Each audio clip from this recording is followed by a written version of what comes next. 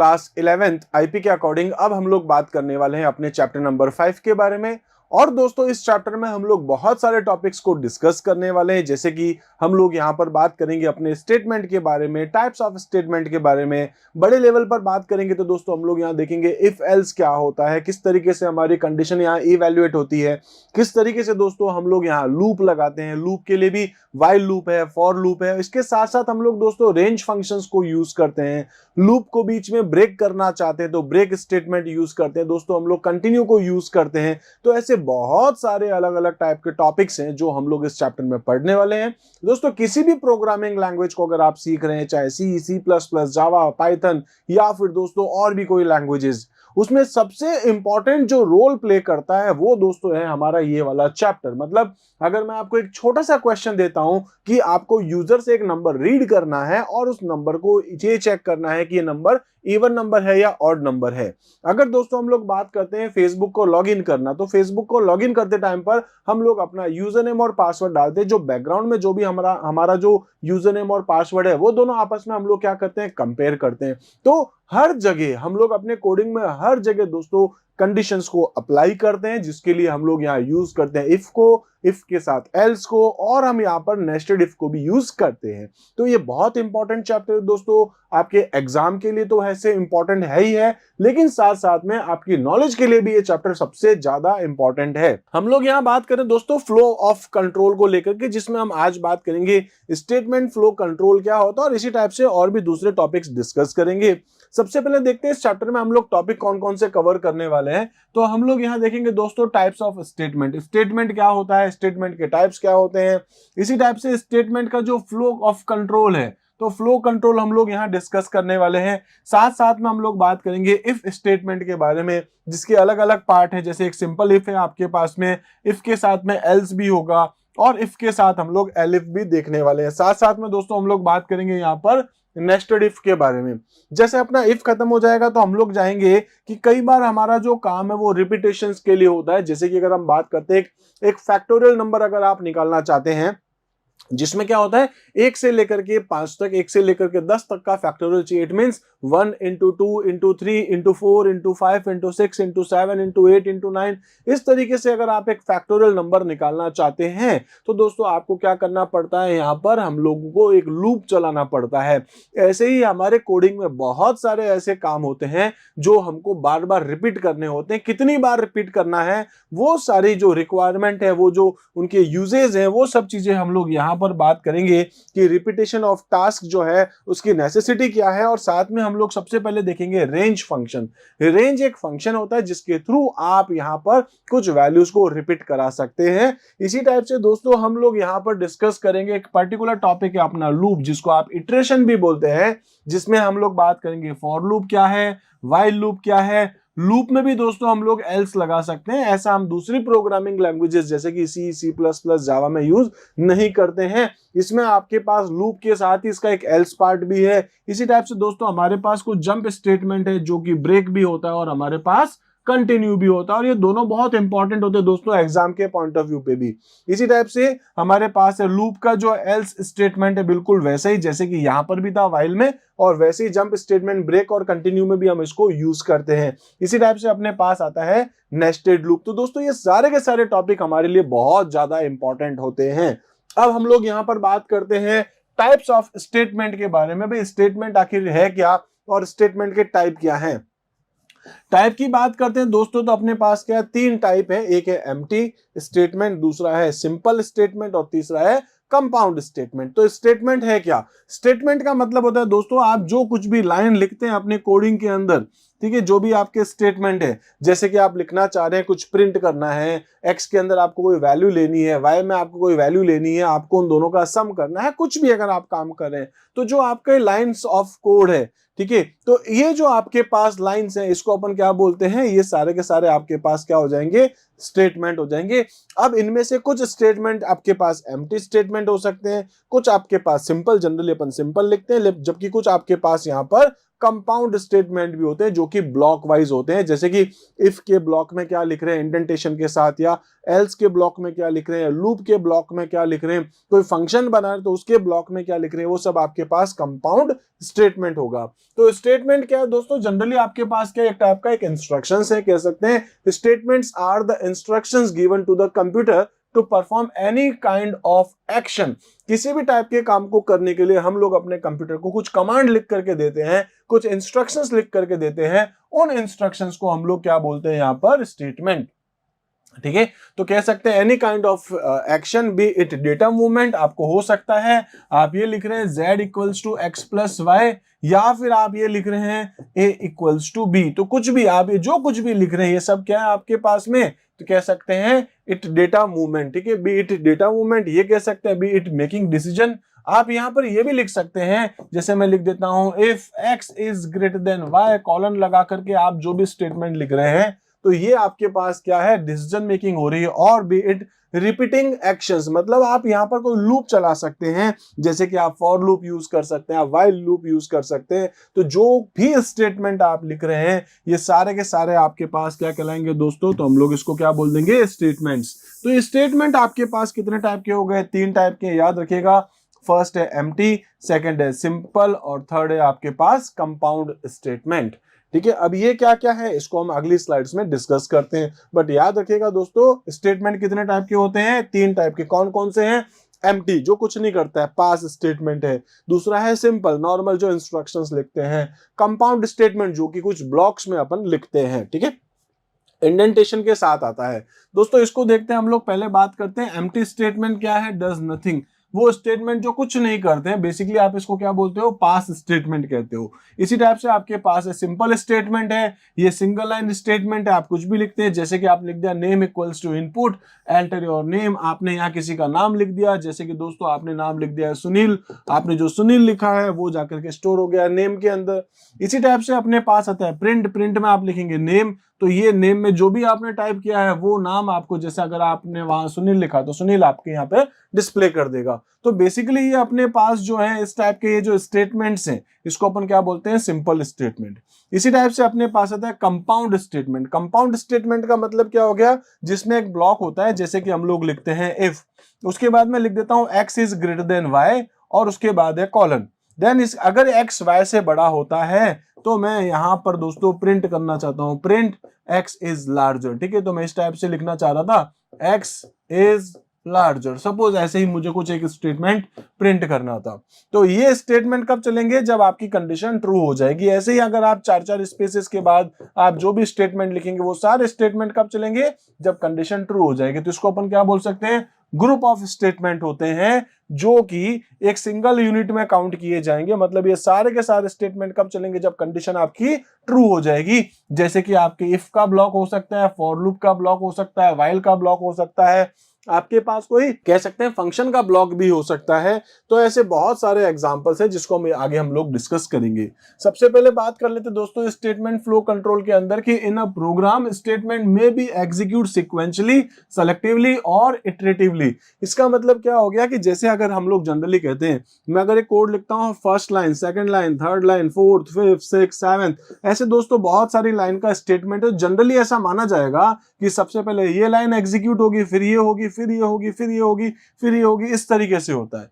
तो वो सिक्वेंशियली आपके पास कहलाएगा। ऐसा भी हो सकता है दोस्तों कि इसके अंदर कुछ स्टेटमेंट आपका जो है एग्जीक्यूट हो ही नहीं, जैसे कि सपोज ये वाला स्टेटमेंट है, इसके अंदर लिखा था कि if x is greater than y, और फिर ये वाले जो कंटेंट है आपके पास, सपोज एज्यूम करते हैं ये वाला पार्ट इसके अंदर का है और x की वैल्यू है x equals to 3, y equals to 10। अब देखिए x y से बड़ा है क्या, नहीं, तो ये वाला ब्लॉक आपका एग्जीक्यूट होगा ही नहीं। कब होगा, कब नहीं होगा, जब कंडीशन ट्रू है, फॉल्स है, उस टाइम पर आपको क्या करना है वो हम यहाँ पर मेंशन करते हैं। तो ये आपका सेलेक्टिवली भी स्टेटमेंट हो सकता है कि ये स्टेटमेंट आपका एग्जीक्यूट होगा या नहीं होगा। इसी टाइप से आपके पास इटरेटिवली भी हो सकता है, मतलब आपके पास यहाँ पर लूप भी हो सकता है जिसके थ्रू हम लोग यहाँ पर अपने कोड को लिखते हैं। Every program language provides constructs to support sequence है, सिलेक्शन है और इटरेशन है। तो दोस्तों इनको हम लोग एक एक करके अगली स्लाइड में डिस्कस करते हैं। तो इसी टाइप से अपने पास क्या है, नेक्स्ट हम लोग बात करने वाले वो है अपने पास सीक्वेंस। तो सीक्वेंस का मतलब क्या हो गया अपने पास, जिसमें हमारे स्टेटमेंट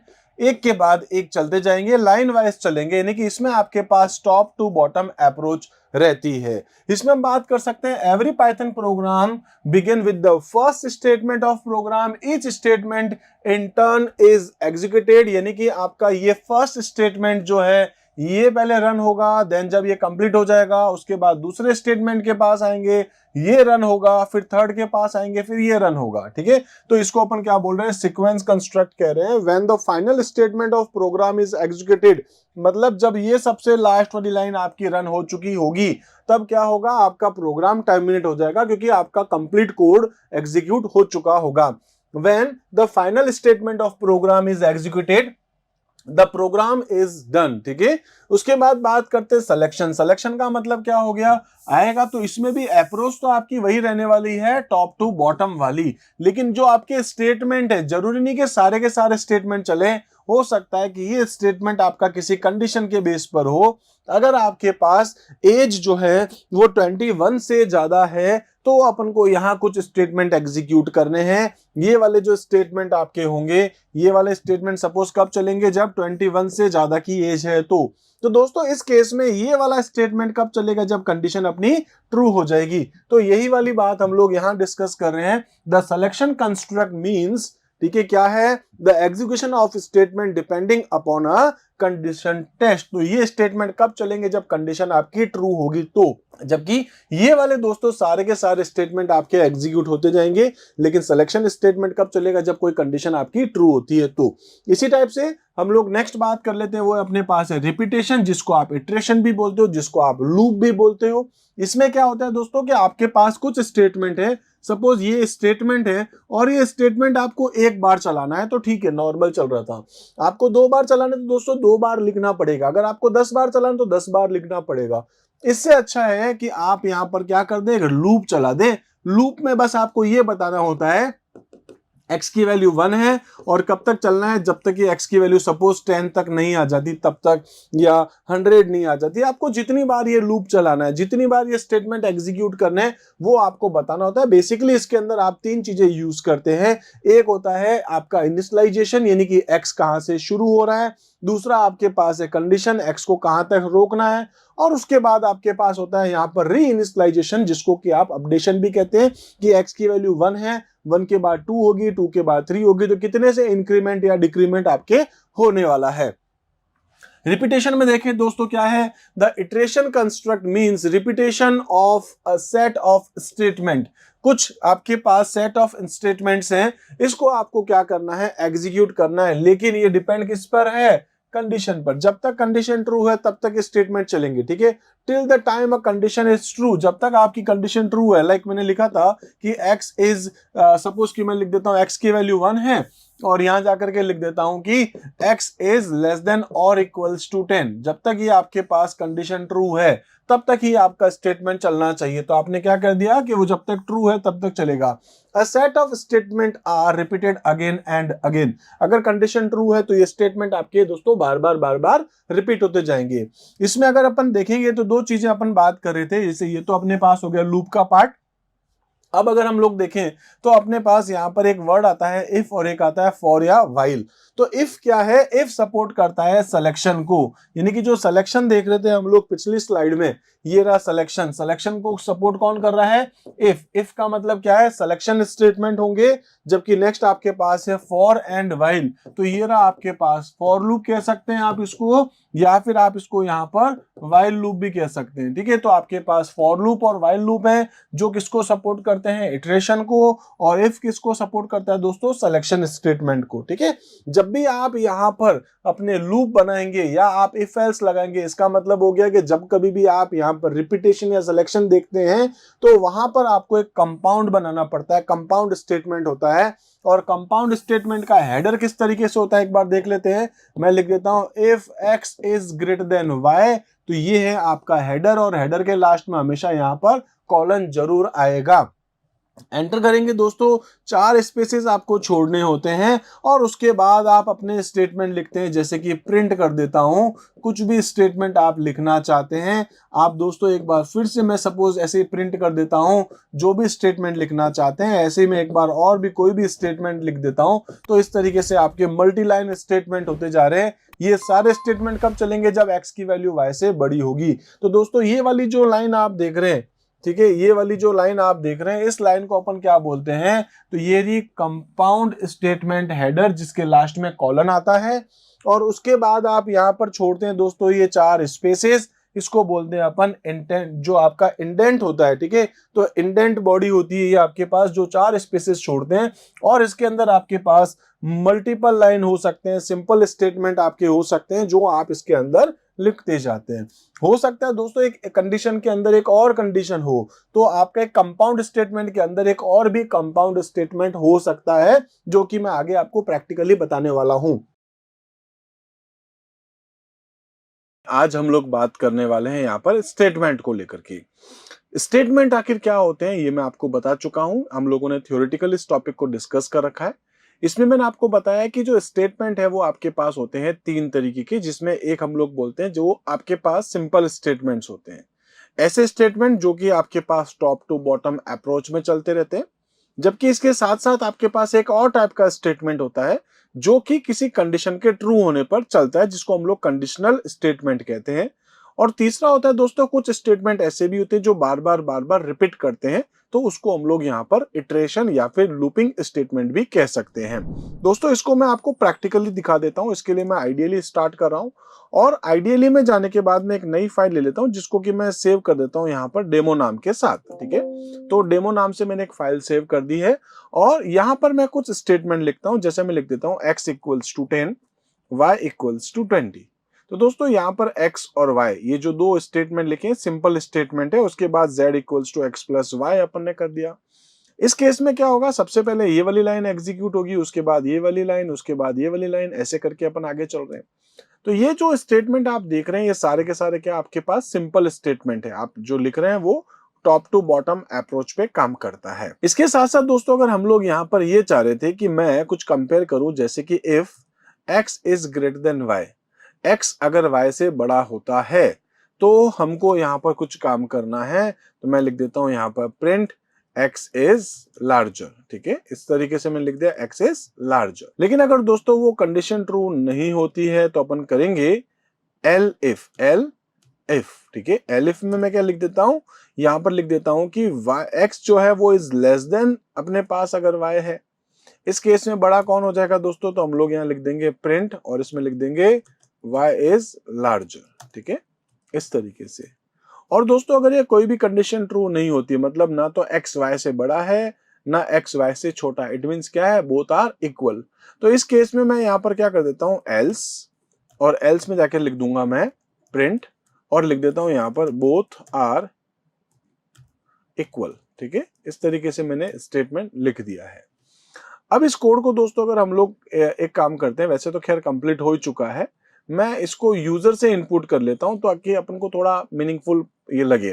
तो मैं लिख देता हूं x इक्वल्स टू INT और इसमें लिख देता हूं इनपुट और फिर लिख देता हूं enter a number in x, ठीक है। इस तरीके से मैंने दोनों ब्रैकेट क्लोज कर दिए हैं। इसके साथ साथ अपन यहाँ y इक्वल्स टू कर देते हैं और यहाँ जाके लिख देता हूँ एंटर नंबर इन y। अब दोस्तों जो भी आप नंबर डालेंगे उसके हिसाब से यहाँ पर ये स्टेटमेंट चलेगा। तो देखिए जनरली क्या होता है, आपके पास ये जो स्टेटमेंट है ये चले फिर ये चले, ऐसे करके टॉप टू बॉटम अप्रोच आता है, तो उसको अपन बोलते हैं सिंपल स्टेटमेंट है। लेकिन अपन यहाँ पर देखेंगे दोस्तों इन तीनों में से कोई एक स्टेटमेंट ही आपका चलेगा, या तो ये चलेगा, ठीक है, अगर कंडीशन ट्रू होती है x इज लार्जर, या फिर चल जाएगा शायद y इज लार्जर, या फिर शायद चल जाएगा बोथ आर इक्वल। ये तीनों में से कोई भी एक चलेगा और वो चलेगा कंडीशन के बेस पे। तो मैं रन करता हूं, आप देखेंगे मैंने लिखा है 10 और 20 y इज लार्जर। इसी कोड को दोस्तों फिर से चला देते, अपन 20 और 10 कर देते तो x इज लार्जर। और अगर दोस्तों मैंने इसी कोड को फिर से रन कर दिया और इस बार मैंने 10 और 10 डाल दिया तो बोथ आर इक्वल। इसमें क्या है, सारे स्टेटमेंट नहीं चले, ठीक है। तो इसलिए अपन क्या बोल रहे हैं, कंडीशनल स्टेटमेंट है, मतलब वो स्टेटमेंट चलेंगे जो कि कंडीशंस के बेस पर होंगे। लेकिन ये वाला चल गया, ये चल गया, तो ये सब आपके नॉर्मल स्टेटमेंट आपके चल रहे थे, ठीक है, सिंपल स्टेटमेंट थे। इसी तरीके से दोस्तों ऐसा भी हो सकता है कि कुछ स्टेटमेंट आपके ऐसे होते हैं जो आपको बार बार रिपीट करने होते हैं। जैसे अगर आप यहाँ पर ये देखना चाह रहे थे कि मेरे पास कोई वैल्यू है, ठीक है, तो इसको मैं एक बार हटा देता हूँ दोस्तों, ये आई थिंक आपको समझ में आ गया होगा। अब मैं इसमें क्या कर देता हूँ, मैं यूजर से एक नंबर ले लेता हूँ, ठीक है, enter a number in x या जो भी है एंटर अ नंबर कर देता हूँ, ठीक है, एक्स में आ जाएगा। मैं दोस्तों अगर टेबल प्रिंट करना चाहता हूँ किसी नंबर की, ठीक है, जैसे कि मैं यहाँ पर एक लूप चला देता हूँ दोस्तों। एक लूप है, वाइल लूप होता है, एक फॉर लूप भी होता है, तो मैं एक वाइल लूप चलाता हूँ जिसको मैं आपको आगे बताऊंगा अभी। मैं एक वेरिएबल बना देता हूँ, सपोज कि i इक्वल्स टू 1, ठीक है, i की वैल्यू क्या है आपके पास, सपोज 1 है। इसके बाद अपन लिख देते हैं वाइल, ठीक है, और फिर अपन लिख देते हैं i जो है is less then or equals to 10 है, तब तक आपको एक कंडीशन चलाते जाना है। इसमें आपको क्या करना है, कुछ आप प्रिंट कर सकते हैं, जो भी आपको करना है अपन आगे देखेंगे। और उसके बाद जो i की वैल्यू है इक्वल्स टू i प्लस 1 कर देता हूं। इससे क्या हो रहा है दोस्तों, पहले i की वैल्यू 1 है और लिखा है while i is less then or equals to 10। अभी i की वैल्यू जो है 1 is less than 10, condition true. True होने पर दोस्तों अंदर जितने भी स्टेटमेंट्स हैं वो सारे रन होंगे और उसके बाद आपके पास i की वैल्यू इंक्रीज हो जाएगी 1 से। तो i जो 1 था, अब i की वैल्यू हो रही है 2। और दोस्तों ये वापस ऊपर कंडीशन में जाके चेक करेगा, अगर आपकी कंडीशन ट्रू है फिर से अंदर आएगा, स्टेटमेंट प्रिंट करेगा, फिर इंक्रीमेंट करेगा। अगेन दोस्तों ऊपर जाएगा, कंडीशन चेक करेगा, अगर ट्रू है अंदर आएगा, प्रिंट करेगा, स्टेटमेंट फिर से इंक्रीज कर देगा वैल्यू, फिर ऊपर जाएगा, ऐसे चेक करता जाएगा। लेकिन कब तक चलेगा, जब तक i की value is less then or equals to 10 है। 11 होती दोस्तों वो इस लूप से बाहर आ जाएगा, ठीक है। तो आपको समझ में आ गया होगा। मैं एक बार फिलहाल मैंने x का कोई यूज नहीं किया है, मैं सिंपल सा आपको यहाँ पर प्रिंट करके दिखा देता हूँ x की वैल्यू। तो मैं इसमें लिख देता हूँ x, ये क्या करेगा दोस्तों, 1 2 3 4 5 6 7 8 9 10 ऐसे डिस्प्ले कर देगा। अभी फिलहाल इस नंबर का कोई यूज नहीं है, तो आपने क्योंकि x लिखा है तो x की वैल्यू आ रही है। अगर अपन यहाँ i लिख देंगे तो i की वैल्यू जो कि 1 2 3 4 5 है वो आपके सामने डिस्प्ले कर देगा, ठीक है। ओके, अब मैं यहाँ पे ये कर सकता हूँ ना कि i जो है इंटू मैं कर देता हूँ x, 1 इंटू जो भी आप 5 नंबर डालेंगे तो आपके पास क्या हो गया, आप इसको ऐसे लिख दें या फिर आप ऐसे लिख दें x इंटू आई, मतलब 5 इंटू 1 5 इंटू 2 5 इंटू 3 5 इंटू 4, इस टाइप से आपके पास एक टेबल आ जाए। अगर दोस्तों मैं यहाँ 27 लिखता हूँ तो आप देखेंगे 27 की टेबल आ चुकी है। खैर ये एक अलग कॉन्सेप्ट हो गया, मैं आपको आगे पूरा लूप और समझाऊंगा। लेकिन ये जो आपने देखा है स्टेटमेंट जो अपन ने देखे थे, ये कौन से हो गए, इटरेटिव स्टेटमेंट है आपके पास, जिसका मतलब हो गया लूप, यानी कि यहाँ आपके कुछ स्टेटमेंट बार बार रिपीट हो रहे हैं। तो मैंने आपको यहाँ तो ये भी बता दिया है सिंपल स्टेटमेंट क्या है, मैंने आपको यहाँ पर ये भी बता दिया है कि कंडीशनल स्टेटमेंट क्या होता है, इटरेटिव क्या है अपने पास, यानी इटरेशन जो आपके पास होती है, लूप जो आपके पास है। क्लास 11th आईपी के अकॉर्डिंग अब हम लोग यहाँ बात करने वाले हैं अपने chapter number 5 flow of control के एक इंपॉर्टेंट टॉपिक के बारे में, जिसमें हम बात करेंगे इफ क्या होता है या फिर इफ के साथ में एल्स क्या होता है। इसी टाइप से दोस्तों हम लोग यहाँ पर देखने वाले हैं इफ के साथ में एलिफ यानी कि नेस्टेड इफ को भी हम लोग यहाँ डिस्कस करने वाले हैं। दोस्तों बहुत सारे टॉपिक्स अभी हम लोग डिस्कस करेंगे जो कि सारे के सारे हमारे लिए रियल लाइफ में भी बहुत ज्यादा इंपॉर्टेंट रोल प्ले करते हैं और साथ साथ में हम कोडिंग पर भी इन सभी चीजों को अप्लाई करते हैं। अगर मैं आपसे सिंपल सा बोलता हूं दोस्तों क्या आपने ड्राइविंग लाइसेंस बनवा रखा है, तो शायद आप लोगों का आंसर आएगा नहीं। रीजन क्या है, क्योंकि आपकी एज अभी 18 साल तक शायद नहीं हुई है। अगर 18 ईयर के आप नहीं हैं तो आप यहां पर ड्राइविंग लाइसेंस नहीं बनवा सकते। उसके लिए हमने क्या बात करी है कि कंडीशंस हैं, वही सारी कंडीशंस यहां पर भी हम लोग अभी अप्लाई करेंगे कि अगर एक स्टूडेंट की एज जो है वो 18 साल या 18 साल से ज्यादा है तो वो ड्राइविंग लाइसेंस बनवा सकता है। दूसरी, आपके स्कूल में दोस्तों आपको कहा जाता होगा शायद स्कूल में पार्किंग फैसिलिटी आपको तभी मिलेगी जब आपके पास ड्राइविंग लाइसेंस होगा। अगर आपके पास ड्राइविंग लाइसेंस नहीं है तो आप स्कूल में अपनी कार बाइक जो भी है वो बाइक पार्क नहीं कर सकते। तो इसका मतलब ये है कि यहां पर भी हम लोग एक कंडीशन देख रहे हैं। अगर दोस्तों आप एक सॉफ्टवेयर डेवलपर बनने के बारे में सोचते हैं, अगर आप एक वेब डेवलपर बनने के बारे में सोचते हैं, तो वहां हमारे पास बहुत सारी ऐसी कंडीशंस आती हैं जो हम हमारे सॉफ्टवेयर में इंप्लीमेंट करते हैं। तो वही सारी कंडीशंस हम लोग यहाँ एक एक करके डिस्कस करने वाले हैं। सबसे पहले दोस्तों हम लोग यहाँ बात कर लेते हैं कि जो डिसीजन मेकिंग हम लोग करते हैं, इसमें हम लोग अलग अलग टाइप से कुल मिलाकर के 4 टाइप को हम लोग या 4 पार्ट को हम लोग यहाँ डिस्कस करेंगे। एक आएगा अपने पास इफ स्टेटमेंट है, नॉर्मल इफ है। दूसरा इफ के साथ अपने पास एल्स स्टेटमेंट है। तीसरा इफ के साथ अपने पास एल इफ स्टेटमेंट है और नेक्स्ट अपने पास है वो है नेस्टेड इफ स्टेटमेंट। इसका मतलब ये हो गया कि अगर मैं लिखता हूं if x is greater than equals to जो भी आप 18 लिखते हैं तो ये स्टेटमेंट आपके रन होने चाहिए। इस केस में हम लोग क्या बात करेंगे कि यहां पर एक डिसीजन लिया जा रहा है, इसलिए इस टॉपिक को अपन क्या बोल रहे हैं, डिसीजन मेकिंग स्टेटमेंट। ठीक है, what is decision making statement? It means decision making statement allows you to decide the order of execution of specific statement.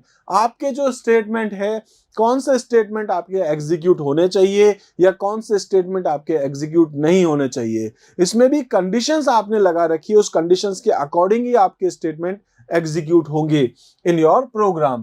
You can set up a condition and tell the program to take a particular action if the condition is met. अगर condition true है तो आपको क्या काम करना है वो सारी conditions आप अपने प्रोग्राम के अंदर खुद डिसाइड कर सकते हैं। In case the condition is not met, you can instruct the program to execute a different block of code. अगर आपकी कंडीशन ट्रू नहीं होती है तो क्या काम करना है ये भी आप अपने कोड में बता सकते हैं। तो इसको अपन क्या बोलते हैं, डिसीजन मेकिंग स्टेटमेंट। यानी कि डिसीजन के बेस पे हम ये बताएंगे कि हमारा कोड जो है वो क्या एग्जीक्यूट होना चाहिए। इसी टाइप से दोस्तों अब हम लोग यहां बात कर लेते हैं एक सिंपल सा इफ। अगर मैं आपसे कहता हूं सपोज इस तरीके से कि अगर ये कंडीशन ट्रू है तो आप ये वाले एक्शंस एग्जीक्यूट करेंगे, अदरवाइज नॉर्मल जो आपका फ्लो चल रहा था वैसा ही रहेगा। ठीक है, तो मैं आपको कह सकता हूं सपोज हम लोग यहां पर बात कर रहे थे, एक कंडीशन थी अपने पास if x is greater than or equals to 18 और यहां पर अपन के कुछ स्टेटमेंट थे। ये स्टेटमेंट आपके कब चलेंगे दोस्तों, जब ये कंडीशन ट्रू होगी। हो सकता है इससे पहले कुछ स्टेटमेंट चल रहे थे और उसके बाद भी चल रहे थे, तो दोस्तों ये स्टेटमेंट एग्जीक्यूट होगा, ये भी होगा, ये भी होगा, ये भी हर बार स्टेटमेंट आपके एग्जीक्यूट होंगे। लेकिन ये वाले स्टेटमेंट सारे कब चलेंगे, जब आपकी कंडीशन ट्रू हो जाएगी। तो कह सकते हैं इफ क्या है आपके पास, if statement test a particular condition if the condition is true. अगर आपकी वो कंडीशन ट्रू होती है तो आपके वो स्टेटमेंट्स जो है एग्जीक्यूट होंगे, अदरवाइज आपके वो पर्टिकुलर स्टेटमेंट एग्जीक्यूट नहीं होंगे। ये कब होंगे, जब कंडीशन ट्रू होगी, अदरवाइज इन स्टेटमेंट्स को एग्जीक्यूट नहीं किया जाएगा, इग्नोर कर दिया जाएगा। ठीक है, तो एक तो आपके पास क्या था, फर्स्ट नंबर पे अपन ने क्या देखा है, एक सिंपल इफ आता है। अगर ऐसा होता है तो आप ये काम कर लीजिए, अदरवाइज जो नॉर्मल फ्लो चल रहा था आपके प्रोग्राम का वो चलता जाएगा। ठीक है, इसी टाइप से नेक्स्ट अगर अपन देखें सिंपल इफ के साथ ही, तो simplest form of if statement आपके पास होता है। ठीक है, condition and if the condition is true it carries out some instructions and does nothing in case of condition is false. तो हमने अभी जस्ट यहां पर बात करी थी कि अगर ये कंडीशंस आपकी ट्रू होगी तो ही ये स्टेटमेंट एग्जीक्यूट होंगे, अदरवाइज एग्जीक्यूट नहीं होंगे। ठीक है, इसके बाद हम लोग यहां देख सकते हैं कि indentation is Python is very important. ये मैं आपको बार बार बता रहा हूं कि अगर आप यहाँ एक कोड लिख रहे हैं जिसमें एक ब्लॉक बना रहे हैं, जिसमें कंपाउंड स्टेटमेंट बना रहे हैं, जिसमें कंपाउंड स्टेटमेंट में आपको ये चीज याद रखनी है दोस्तों, जैसे यहाँ पर भी आप देखेंगे, लूप में भी आप देखेंगे, यहाँ नीचे एग्जीक्यूट कर रखा है अपन ने एक प्रोग्राम भी। तो अगर मैं लिख देता हूं कि इफ जो भी आपका नंबर है मॉड्यूलस, ठीक है, मॉड इक्वल्स जो भी आपके पास नम है, नम मॉड 2 इक्वल्स टू अगर 0 है तो दोस्तों यहाँ लास्ट में मैं हमेशा क्या लगाऊंगा, कॉलन लगाऊंगा, 4 स्पेसेस छोड़ करके फिर मैं लिखूंगा। सपोज कि मैं जाके लिख देता हूं प्रिंट और इसमें जाके लिख देता हूं मैं इवन नंबर। ठीक है, इस तरीके से मेरा स्टेटमेंट है। तो दोस्तों अगर मेरे पास जो नम है, अगर नम में मैं 5 एंटर करूंगा तो 5 मॉड 2 यानी कि 5 में 2 का भाग लगाने पर रिमाइंडर मेरा 1 बचेगा, यानी कि 0 नहीं बचेगा। तो ये वाला स्टेटमेंट मेरा एग्जीक्यूट नहीं होगा। ठीक है, ये कब होगा, जब मैंने यहाँ 5 की जगह सपोज 50 लिखा है, एक इवन नंबर लिखा है, अगर इवन नंबर है तो ही ये कंडीशन आपकी ट्रू होगी। इसमें सबसे बड़ी बात क्या है कि ये कंपाउंड स्टेटमेंट जो आपका होता है, इसके हेडर के लास्ट में कॉलन होगा, 4 स्पेसेस छोड़ करके आप यहाँ पर अपना स्टेटमेंट लिखते हैं। ठीक है, तो वही सारी बातें थी। यहाँ एक एग्जांपल है, इफ लिखेंगे, फिर कंडीशन बताएंगे, कॉलन बताएंगे, फिर आपके 4 स्पेसेस छोड़ के आप अपने जो भी स्टेटमेंट लाइक स्टेटमेंट 1 स्टेटमेंट 2 ऐसे खूब सारे स्टेटमेंट लिख सकते हैं। इसी का एक प्रैक्टिकल इंप्लीमेंटेशन है कि if x is greater than y, अगर x y से बड़ा होता है तो लिखा आ जाएगा print x is larger than y। ठीक है। तो सिंपल सा एक कोड है, इस कोड को आप चाहें तो पाइथन में एग्जीक्यूट करके भी देख सकते हैं। आपके पास एक्स और वाई की वैल्यू के हिसाब से आपका आउटपुट आ जाएगा। इसको मैं प्रैक्टिकली वैसे आगे सिस्टम पे कराऊंगा। इसी टाइप से दोस्तों सिंपल इफ स्टेटमेंट को आप ऐसा देख सकते हैं कि अगर ये कंडीशन होती है तो आपको क्या एग्जीक्यूट करना है, बस ये सिंपल से एक इमेज के थ्रू बताया गया था। इसके साथ साथ दोस्तों हम लोग बात करेंगे सेकंड नंबर पे। तो सेकंड नंबर पे अपने पास क्या है, यहाँ पर इफ के साथ एल्स भी है। मतलब मैं ये कह रहा था कि अगर आपका num mod 2 ठीक है इक्वल्स टू 0 होता है तो आपको क्या करना है दोस्तों, प्रिंट करना है इवन नंबर। लेकिन अगर नहीं होता है तो इस केस में आप क्या करेंगे, एल्स, और एल्स में आप क्या प्रिंट कर देंगे, आप प्रिंट कर देंगे यहाँ पर ऑड नंबर। ठीक है, इस तरीके से एक मैसेज है। तो सपोज यहाँ मैंने लिखा है, हालांकि इसका इंडेंटेशन मैंने सही से सेट नहीं किया है, if num mod 2 equals to 0 है, 4 स्पेसेस 1 2 3 4 प्रिंट है, और इसी के इंडेंटेशन में अपने लिखा है इस एल्स को भी। ठीक है, तो यहाँ पर मैं जाके लिख देता हूँ एल्स, और फिर उसके बाद आपने 4 स्पेसेस छोड़ के लिख दिया प्रिंट ऑड। तो ये स्टेटमेंट कब चलेगा, जब कंडीशन ट्रू होगी, और ये स्टेटमेंट कब चलेगा, जब कंडीशन फॉल्स हो जाएगी। मतलब कंडीशन के ट्रू होने पर क्या करना है, कंडीशन के फॉल्स होने पर क्या करना है। अगर आप ये बताना चाहते हैं तो दोस्तों आप यहां पर क्या लिखते हैं, इफ एल्स स्टेटमेंट। ठीक है, तो एक अपन ने देखा था सिंपल सा इफ था, दूसरा क्या आपके पास इफ के साथ एल्स भी है। तो ये है सेकंड नंबर पे इफ के साथ एल्स। ठीक है, the block below it get executed if the condition is true. तो यहां पर आपके पास क्या एक कंडीशन है। ठीक है, तो ये कंडीशन थी, और ये कंडीशन ट्रू होने पर दोस्तों स्टेटमेंट 1 चलेगा, 2 चलेगा, 3 चलेगा, 4 चलेगा। फॉल्स हो जाने पर आपका कंडीशन 5 चलेगा और 6 चलेगा, और 7 और 8 तो हर बार चलेगा क्योंकि इसका कंडीशन से कोई लेना देना नहीं है। ठीक है, the block below if get executed. ठीक है, तो जो इफ के नीचे आपने ब्लॉक लिखा है वो आपके पास एग्जीक्यूट हो जाएंगे कब, if the condition is true, and the block below else get executed if the condition is false. तो ये वाले स्टेटमेंट कब चलेंगे, जब कंडीशन फॉल्स हो जाएगी। तो दोस्तों अगर कंडीशन ट्रू होती तो कौन कौन से स्टेटमेंट चलेंगे, 1 2 3 4 7 8। ठीक है, 1 2 3 4 ये तो हमेशा चलेंगे, और ये वाले हो गए आपके पास 7 और 8। लेकिन दोस्तों कंडीशन के फॉल्स होने पर कौन कौन से स्टेटमेंट चलेंगे, वो आप मुझे यहाँ कमेंट सेक्शन में जरूर लिख करके बताना। अगर आपको ये टॉपिक समझ में आया है तो कंडीशन के ट्रू होने पर, अगर आपकी कंडीशन ट्रू है तो कौन कौन से स्टेटमेंट चल रहे हैं दोस्तों। स्टेटमेंट नंबर 1 आप ऐसा लिख सकते हैं, 1 चलेगा, 2 चलेगा, 3 चलेगा, 4 चलेगा, 5 और 6 चलेगा नहीं, 7 और 8 चल जाएगा। तो दोस्तों कंडीशन के फॉल्स होने पर कौन कौन से स्टेटमेंट चलेंगे, अगर आपको ये समझ में आया है तो आप कमेंट सेक्शन में जरूर मुझे बताइएगा।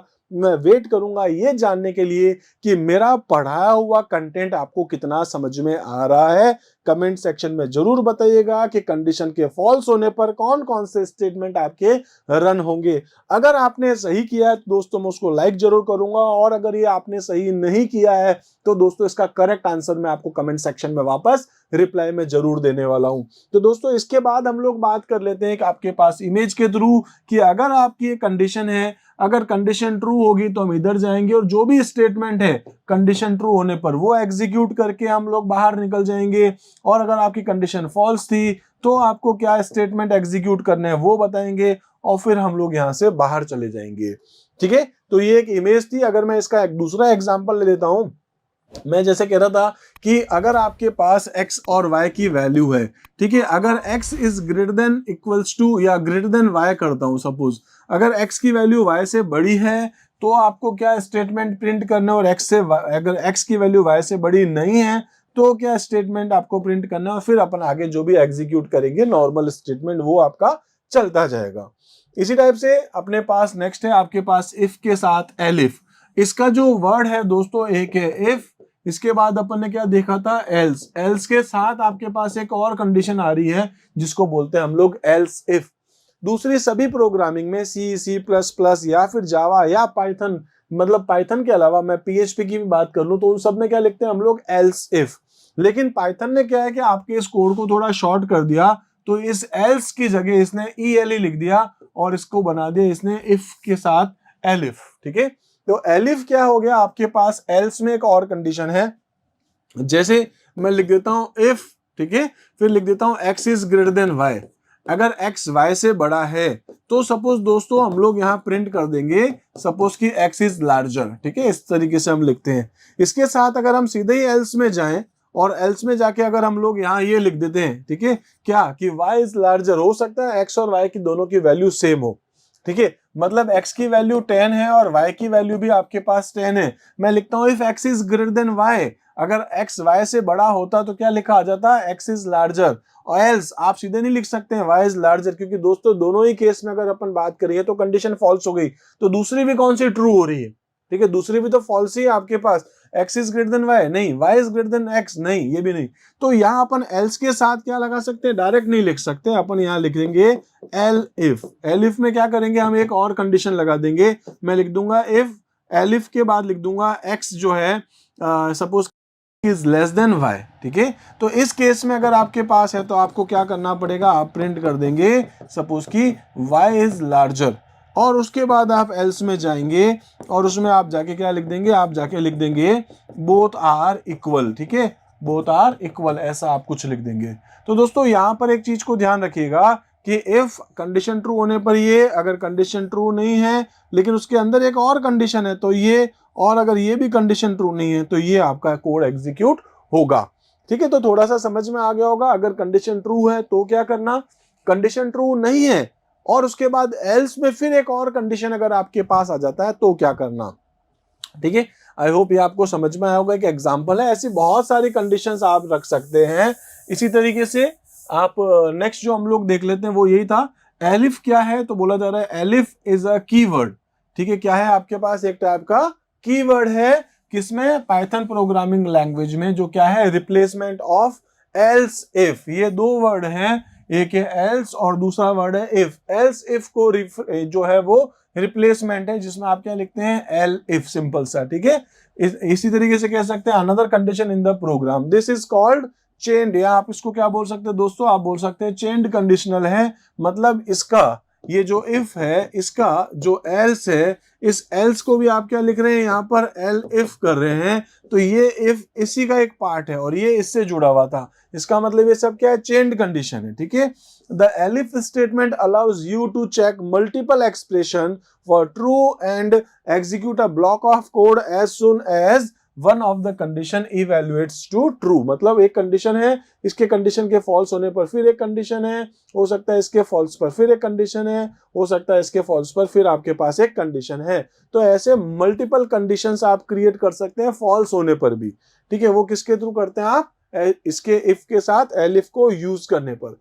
इसी टाइप से इसका एक डायग्राम देख सकते हैं, आप इधर आए, एक कंडीशन थी, कंडीशन ट्रू है, तो आप यहाँ आए, आपने कुछ स्टेटमेंट एग्जीक्यूट करे, एंड हो गया, लेकिन कंडीशन ट्रू नहीं दी, इसके अंदर आपने फिर एक कंडीशन बना दी, अगर ये वाली कंडीशन ट्रू है तो ये स्टेटमेंट ट्रू करके यहाँ आएगा, लेकिन अगर ये फॉल्स है तो ये स्टेटमेंट एग्जीक्यूट होकर के फिर वो बाहर आएगा। तो ऐसे आप यहाँ पर एक डायग्राम के थ्रू भी इसको इजिली समझ सकते हैं। इसी टाइप से दोस्तों नेक्स्ट अगर अपन बात करें तो आता है अपने पास नेस्टेड इफ। नेस्टेड इफ का मतलब क्या हो गया है, वैसे तो इफ था आपके पास, इस इफ के अंदर आपने कंडीशन लिख रखी थी और फिर 4 स्पेसेस के बाद आपने एक कुछ लिखा, हो सकता है इस इफ के अंदर आपने एक और कंडीशन लगा दी इफ, और यहाँ एक और कंडीशन आ गई और इसके अंदर आपके स्टेटमेंट चलेंगे, ठीक है। हो सकता है इस इफ का आपने एक एल्स भी लगा रखा हो और फिर इसके स्टेटमेंट चलेंगे, और फाइनली आपके इस इफ का भी एक एल्स वाला पार्ट आ जाएगा।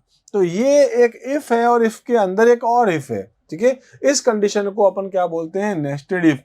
There may be a situation when you want to check for another condition after a condition, एक कंडीशन के अंदर एक और कंडीशन आप लगा रहे हैं, इसको अपन क्या बोलते हैं दोस्तों, नेस्टेड इफ। एक इफ में एक इफ और आ रहा है, नेस्टेड इफ बोलते हैं।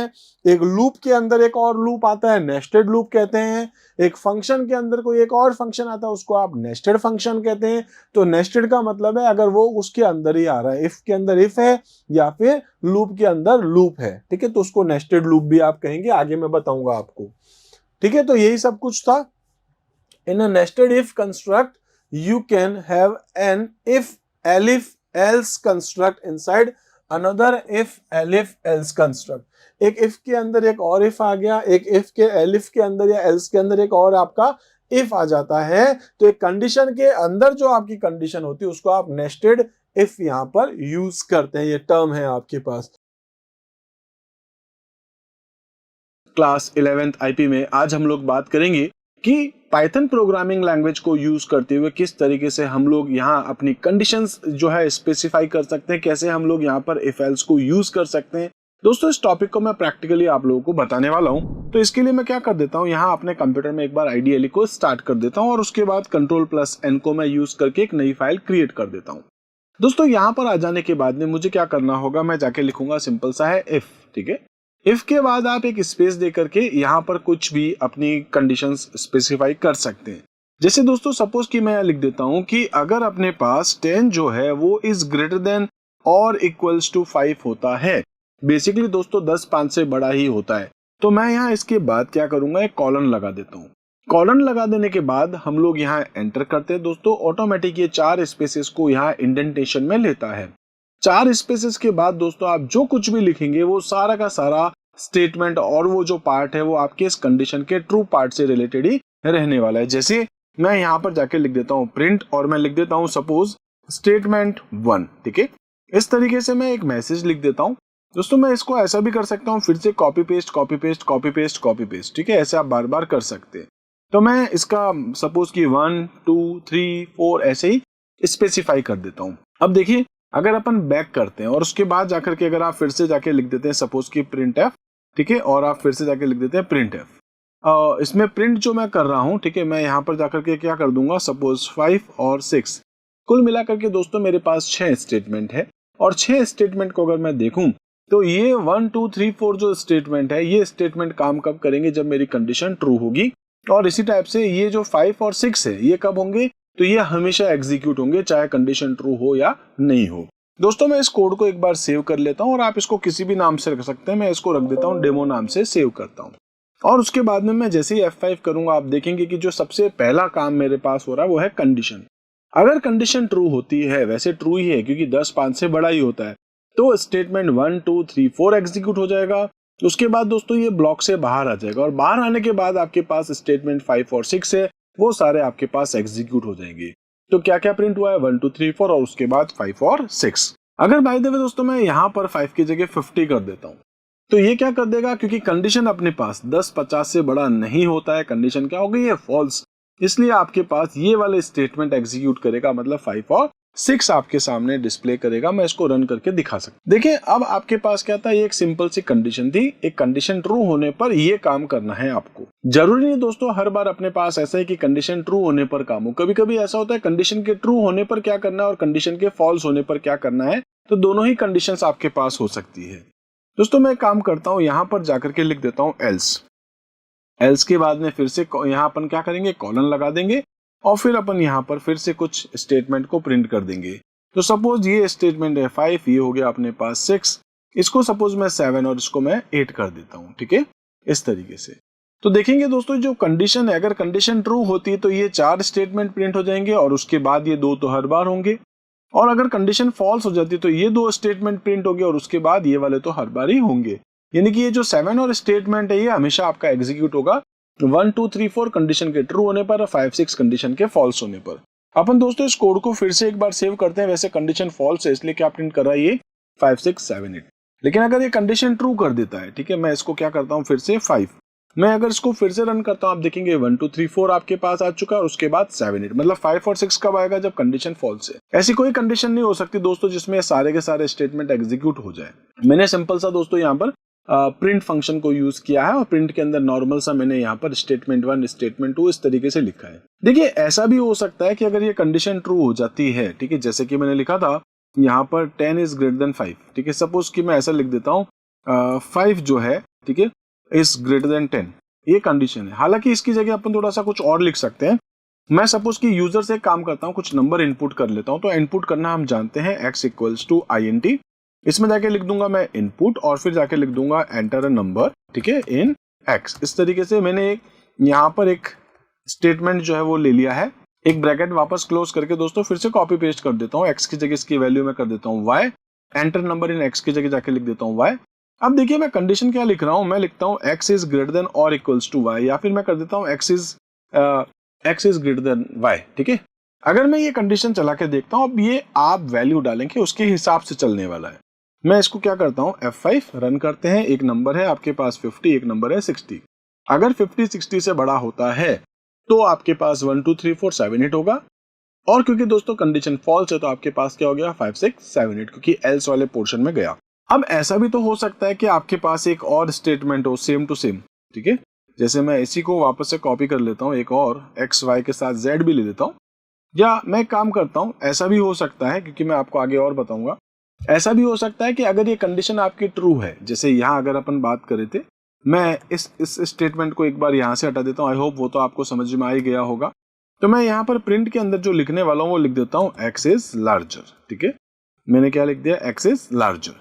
लेकिन दोस्तों अगर नहीं है तो आपको यहाँ पर क्या लिखना था, आप क्या लिखेंगे, y इज लार्जर। आप जाके लिख देंगे प्रिंट, और इसमें क्या लिख देंगे, y इज लार्जर। अब कभी कभी क्या होता है आपके पास कि जो आप यहाँ पर कंडीशंस बता रहे होते हैं, ऐसा भी हो सकता है कि इसके अंदर एक और कंडीशन हो। जैसे आप यहाँ एल्स की जगह लिख सकते हैं एलिफ, ठीक है। एलिफ में जाके लिख देंगे आप यहाँ पर एक कंडीशन और बताएंगे जो कि हो जाएगी आपके पास में x is less then y, ठीक है। इस केस में आप क्या कर देंगे, अगर x जो है वो y से छोटा है तो y इज लार्जर आ जाएगा। अब इसके बाद है आपके पास एल्स। हो क्या रहा था कि ये जो इफ थी, इस इफ कंडीशंस की जो एल्स की पार्ट की बात करें तो ये था, और इस एल्स के अंदर फिर आपके पास एक इफ है जिसका एल्स पार्ट ये रहा, और इस एल्स में आप यहाँ पर लिखना चाह रहे थे, जैसे कि मैं लिख देता हूँ प्रिंट, और लिख देता हूं सपोज कि बोथ आर इक्वल, ठीक है। इस टाइप से आप एक स्टेटमेंट दे सकते हैं। और ये वाला जो स्टेटमेंट था आप यहां पर कुछ भी रख सकते हैं, जैसे मैं लिख देता हूं एंड ऑफ कोड, ठीक है। तो आई थिंक ये आपको समझ में आ गया होगा। मैं इसको सेव करके रन कर देता हूं। आप देखेंगे कुछ नंबर मांगे जा रहे हैं, 5 और 5 लिखता हूं तो क्या आ रहा है, बोथ आर इक्वल। और लास्ट वाला जो स्टेटमेंट था, ठीक है, एंड ऑफ कोड, वो तो हमेशा आएगा। इसको मैं वापस एक बार रन कर देता हूं, वो मैं कर देता हूं 40 और यहाँ कर देता हूं 60। तो कौन हो गया, y इज लार्जर। इसी टाइप से फिर से आप रन कर देंगे और आप लिख देंगे 60 और 50, तो x इज लार्जर। इसका मतलब ये हो गया कि आपके पास या तो ये कंडीशन चल जाएगी, अगर ये कंडीशन फॉल्स है तो दूसरी वाली कंडीशन एक और है इसमें, और ये भी फॉल्स हो जाता है तो आपके पास ये स्टेटमेंट्स एग्जीक्यूट कर देगा। आई थिंक समझ में आ गया होगा आपको। दोस्तों हम लोग एक और कोड बना के देख लेते हैं। इसी के अंदर मैं क्या करता हूँ, इस सबको हटा देता हूँ। मैं यहाँ पर इस कोड को हटा करके एक नया कोड और लिख रहा हूँ। इसमें क्या करना चाह रहा हूँ, यूजर से एक एज लूंगा, और अगर उसकी एज 18 साल से ज्यादा है तो वो वोट कर सकता है। सपोज अगर आप किसी के लिए एक सॉफ्टवेयर बना रहे हैं, उसमें आप ये बताना चाहते हैं कि मिनिमम एज का एक क्राइटेरिया रखा हुआ है कि अगर आपको वोटिंग करना है तो आपके पास 18 साल एटलीस्ट एज होनी चाहिए। अगर आप ड्राइव करना चाहते हैं, लाइसेंस बनवाना चाह रहे हैं, तो एटलीस्ट आपके पास 18 साल की आपकी एज होनी चाहिए। तो ये कुछ क्राइटेरिया है। इस क्राइटेरिया के बेस पर हम लोग यहाँ अगर कुछ कोडिंग करें तो हम लोग ऐसा कर सकते हैं। मैं लिख देता हूँ, एक वेरिएबल है सपोज एज, ठीक है, एज इक्वल्स टू इंटीजर में अपन कन्वर्ट कर देंगे, और इसमें जाके लिख देते हैं अपन इनपुट, ठीक है, और इसमें जाके हम लोग लिख देते हैं एंटर योर एज। आप कुछ भी लिख सकते हैं, ठीक है, एक मैसेज है ये तो। और इसके बाद हम लोग क्या कर लेते हैं, हम लिखते हैं इफ एज जो है is greater than or equals to, अगर 18 होता है तो हम लोग यहाँ पर प्रिंट कर देंगे यू कैन वोट, ठीक है। सपोज मैं यहाँ लिख देता हूँ यू कैन वोट, वोट का, ड्राइव का, जो भी आप देखना चाहें आप लिख सकते हैं। और इसमें मैं लिख देता हूँ एल्स, ठीक है। एल्स वाले पार्ट में क्या लिख दूंगा, प्रिंट, और लिख देता हूँ यू कैन नॉट वोट। आप ऐसा कुछ भी आप एक मैसेज जो है वो जनरेट कर सकते हैं, आपके ऊपर है, ठीक है। तो इस तरीके से अपन ने ये दो कंडीशंस डाल रखी है। इसके बेस पर आपका एक रिजल्ट आएगा, आपसे एज पूछेगा। मैं इसमें जो एज है 17 डाल देता हूँ, आप देखेंगे आंसर, और मैं फिर से चला करके इस बार 19 डाल देता हूँ, आप फिर से देखेंगे इसका आंसर। तो कुल मिलाकर के बड़ा सिंपल सा था। आप इसके अंदर जो है अपनी कंडीशंस मेंशन कर करके यहाँ पर अपना कोड जो है वो दिख सकते। दोस्तों इसी तरीके से मैं एक और यहाँ पर प्रोग्राम बना देता हूँ। इसमें मैं क्या करता हूँ कि यूजर से एक नंबर लेता हूँ और ये चेकआउट करना चाहता हूँ कि नंबर इवन नंबर है या ऑड नंबर है। तो क्या लिख देंगे हम लोग, x इक्वल्स टू INT, ठीक है। फिर क्या लिख देंगे हम लोग, इनपुट, और फिर हम लोग लिख देते हैं enter a number in x, ठीक है। तो मैं x के अंदर एक वेरिएबल्स के अंदर मैंने वैल्यू ले ली है। मैं क्या लिख दूंगा, इफ x जो है आपके पास, मतलब जो भी आप नंबर डालेंगे, mod 2 का मतलब है अगर आपने उसमें 2 का भाग लगाया है तो पीछे आंसर क्या आ रहा है, रिमाइंडर क्या आ रहा है, जो भी आ रहा हो। अगर दोस्तों वो 0 है तो मतलब अपन यहाँ कंडीशन दे रहे हैं, और अगर वो 1 है तो एक अलग कंडीशन है। तो अगर मैं लिखता हूँ इस 0 अगर आपके पास होता है, इट मींस बराबर डिवाइड हो रहा है, तो मैं इसमें जाके लिख देता हूँ ऐसे ही इवन नंबर, ठीक है। इस तरीके से हमने एक मैसेज दे दिया है। लेकिन अगर ये नहीं है तो हम एल्स में जाके लिख सकते हैं, क्योंकि और हमारे पास कंडीशन है नहीं। या तो किसी भी नंबर में अगर आप डिवाइड बाय 2 करेंगे तो आंसर क्या आएगा आपके पास, या तो आएगा 0 या फिर आपके पास आएगा 1।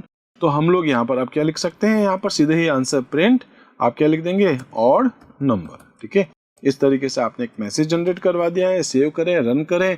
एक नंबर पूछा जा रहा है, सपोज 47, एक ऑड नंबर हो गया। फिर से रन करते हैं। आप देखेंगे इस बार मैं लिख देता हूँ सपोज 18, जो कि आपके पास क्या हो जाएगा, एक इवन नंबर। ठीक है, इसी टाइप से दोस्तों आप एक और कोड चला सकते हैं। जैसे कि मैं सपोज कि यहाँ एक प्रोग्राम बनाना चाह रहा हूँ जिसके अंदर मैं यूजर से जो है कुछ वैल्यूज लेना चाह रहा हूँ। ठीक है, सपोज एक मार्कशीट बना के देख लेते हैं हम लोग। तो मार्कशीट के लिए क्या कर देता हूँ, मैं एक वेरिएबल लेता हूँ नेम इक्वल्स टू इनपुट, और इसमें जाके लिख देता हूँ एंटर योर नेम। तो यूजर का एक नाम अपन रीड कर सकते हैं। उसके बाद आप चाहें तो क्लास वगैरह भी ले सकते हैं। मैं सीधे सीधे यहाँ पर सब्जेक्ट से ले रहा हूँ। ठीक है, जैसे हिंदी के अंदर मुझे कुछ स्टोर करना है तो मैं लिख दूंगा INT। आप फ्लोट भी ले सकते हैं। ठीक है, मैं लिखता हूँ INT और फिर लिख देता हूँ इसके अंदर इनपुट, और इसमें जाके लिख देता हूँ एंटर। ठीक है, एंटर मार्क्स ऑफ हिंदी। ऐसे कुछ भी आप एक मैसेज डाल सकते हैं, क्योंकि मैंने हिंदी सब्जेक्ट से रिलेटेड यहाँ पर बात कर रहा हूँ। ठीक है, इस तरीके से हम लोग यहाँ पर इसको इनपुट कर लेंगे, और इसी को मैं वापस जो है एक बार कॉपी पेस्ट कर लेता हूँ। तो ये जो आपका डेटा है इसको मैं फिर से बार बार कॉपी पेस्ट कर लेता हूँ। ये था हिंदी, ये हो जाएगा इंग्लिश, ये हो जाएगा अपने पास सपोज मैथ्स। ठीक है, ये अपने पास हो जाएगा SST, और ये अपने पास हो जाएगा साइंस। जो मैसेज है उसके अकॉर्डिंग अपन इसको भी कन्वर्ट कर देंगे। तो मैंने यहाँ लिख दिया है सपोज की इंग्लिश, इसको जाके अपन अपडेट कर देते हैं मैथ्स, इसको जाके मैं चेंज कर देता हूँ सपोज की SST, इसको जाकर के भी अपन चेंज कर देंगे साइंस। ठीक है, तो ये अपने पास क्या हो गया, अपन ने 5-6 सब्जेक्ट जो भी है वो अपन ने रीड कर लिए हैं। अब मुझे इसमें कुछ काम करना है। तो मैं यहाँ पर क्या करूंगा, मैं एक वेरिएबल बना देता हूँ इक्वल्स टू टोटल।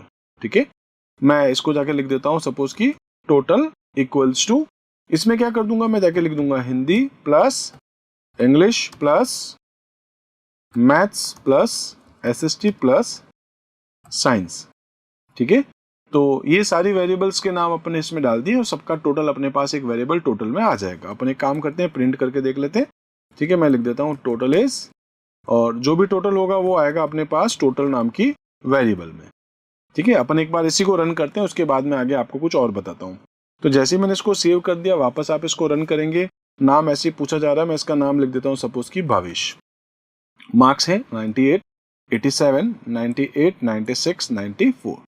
आप देखेंगे इसका जो टोटल है आपके पास वो आ चुका है 473। अब मुझे इसमें क्या करना है, थोड़ा सा कुछ वैल्यूज चेंज करके फाइनली हम लोग आगे कुछ और काम करेंगे। खैर, ये आपके पास क्या आ गया टोटल। अब देखिए मैं यहाँ पर परसेंटेज भी लेना चाह रहा था, मैं क्या कर दूंगा PER इक्वल्स टू जो भी टोटल है। ठीक है, तो अपन कर देते हैं टोटल डिवाइड बाय, अब ये मार्क्स कितने में से थे, तो मैं मान के चलता हूँ दोस्तों ये मार्क्स सारे 100 में से थे।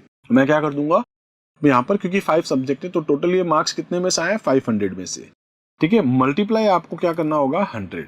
ये आपका एक आंसर है जो परसेंटेज में आ जाएगा। अगर आपको लगे तो आप यहाँ पर एक और मैसेज दे सकते हैं, टोटल मार्क्स तो ये आ गए आपके पास, और उसके बाद आप यहाँ लिख देंगे परसेंटेज। ठीक है, परसेंटेज इज, और यहाँ आप जाकर के लिख देंगे वेरिएबल जो भी आपने ले रखी है। मैंने सपोज PR ले रखा है, तो सेव करके अपन इसको भी एक बार रन करके देख लेते हैं। नाम था सपोज अपने पास में रवि, और रवि के जो मार्क्स थे वो थे 97, 85, 96, 93 और 84। आप देखेंगे इसके 455 तो टोटल मार्क्स आ गए और परसेंटेज आए 91%। अब दोस्तों मैं यहाँ पर ये दिखाना भी चाह रहा हूँ कि इसके अंदर ये जो अपने पास परसेंटेज आया है इसके अकॉर्डिंग इसका ग्रेड या डिवीजन क्या बना है। जनरली आप अपने स्कूल्स में देखते होंगे कि स्टूडेंट्स के जो मार्क्स आते हैं फिर उसके बाद उनकी एक ग्रेडिंग भी होती है, तो ग्रेडिंग सिस्टम भी चलता है। आप ग्रेड भी ले सकते हैं और आप डिवीजन भी ले सकते हैं। ठीक है, तो मैं काम करता हूँ यहाँ डिवीजन ले लेता हूँ, और डिवीजन के लिए मैं क्या करता हूँ एक क्राइटेरिया सेट कर लेता हूँ जो कि आपको अच्छे से समझ में पहले आना चाहिए। देखिए, अगर जो आपके परसेंटेज है अगर वो is greater than or equals to 60 है तो मैं यहाँ पर फर्स्ट डिवीजन प्रिंट करा दूंगा। मैं सिंपल फर्स्ट, सेकंड, थर्ड और फेल दिखाना चाह रहा हूँ। आप A+ जो भी आप लेना चाहें आप ले सकते हैं। ठीक है, ओके, अगर मेरे पास suppose percentage is greater than or equals to 48 है तो दोस्तों मैं यहाँ पर सेकंड डिवीजन दिखाना चाह रहा हूँ। और ऐसे अगर आपके पास percentage is greater than equals to 36 है तो मैं यहाँ पर थर्ड डिवीजन दिखाना चाह रहा हूँ। अदरवाइज क्या हो जाएगा आपके पास, एल्स लिख देता हूँ, एल्स क्या हो जाएगा ये फेल। ठीक है, तो ये आपके पास था। इस तरीके से अपन को ये क्राइटेरिया ध्यान में रखना और इसके बेस पर हम आगे कुछ काम भी करेंगे। इंपॉर्टेंट ये था, आपको ये पता होना चाहिए, ठीक है, क्योंकि इसके बेस पर जब मैं कंडीशन लगाऊंगा तो आपके पास कोई कंफ्यूजन नहीं होनी चाहिए। तो मैं यहाँ वापस आ जाता हूँ ऊपर। सबसे पहले देखिए क्या लिख दूंगा, इफ। एक कंडीशन है इफ अगर आपका PER, देखिए थोड़ा एक स्पेस लगाना पड़ेगा, और PER इज ग्रेटर देन, ठीक है, is greater than or equals to 60। आपने जो मार्क्स डाले, मान के चलता हूँ 100 के कम ही होंगे परसेंटेज, ठीक है, मतलब अगर आपने 100 से ज्यादा मार्क्स डाल दिए तो एक अलग बात है, आपकी टोटल और परसेंटेज में बहुत बड़ा गड़बड़ हो जाएगा। अदरवाइज ऐसा मान के चल सकते हैं कि आपने मार्क्स 100 में से दिए तो 100 से ज्यादा तो आप टाइप गलती से भी नहीं करेंगे। 60 नंबर या 60 से ज्यादा आए, लाइक 70 आ गए, 80 आ गए, 90 आ गए, या कुछ भी नंबर आते हैं, तो वो सारे आपके पास परसेंटेज, क्योंकि 60 से ज्यादा है तो इसलिए हम लोग सबसे पहले क्या चेक करें, परसेंटेज आपके है कहां से शुरू हो रहे हैं। अगर 71 आया है तो अपन ने सबसे पहले कंडीशन क्या डाल दी, भाई 60 से ज्यादा है। अगर है तो अपन यहाँ क्या कर देंगे, प्रिंट। मैं लिख देता हूँ ऐसे ही फर्स्ट डिवीजन, आप पूरा मैसेज भी लिख सकते हैं, मैं शॉर्ट में कर रहा हूँ। लेकिन अगर ये नहीं है, ठीक है, मतलब किसी स्टूडेंट्स के मार्क्स आए थे दोस्तों सपोज 57%, तो पहली कंडीशन तो बोल रहा है भाई 60 से ज्यादा है क्या, नहीं है, तो हम दूसरी एक और कंडीशन यहाँ पर मेंशन कर रहे हैं। उसके लिए मैं क्या लिख दूंगा, यहाँ मैं लिख भी सकता हूँ एल्स, और एल्स में आने के बाद आप लिख सकते हैं इफ, और फिर आप यहाँ जाकर के कंडीशन लगा सकते हैं PER is greater than equals to जो भी आप लेना चाह रहे हैं, जैसे मैंने लिखा है 48।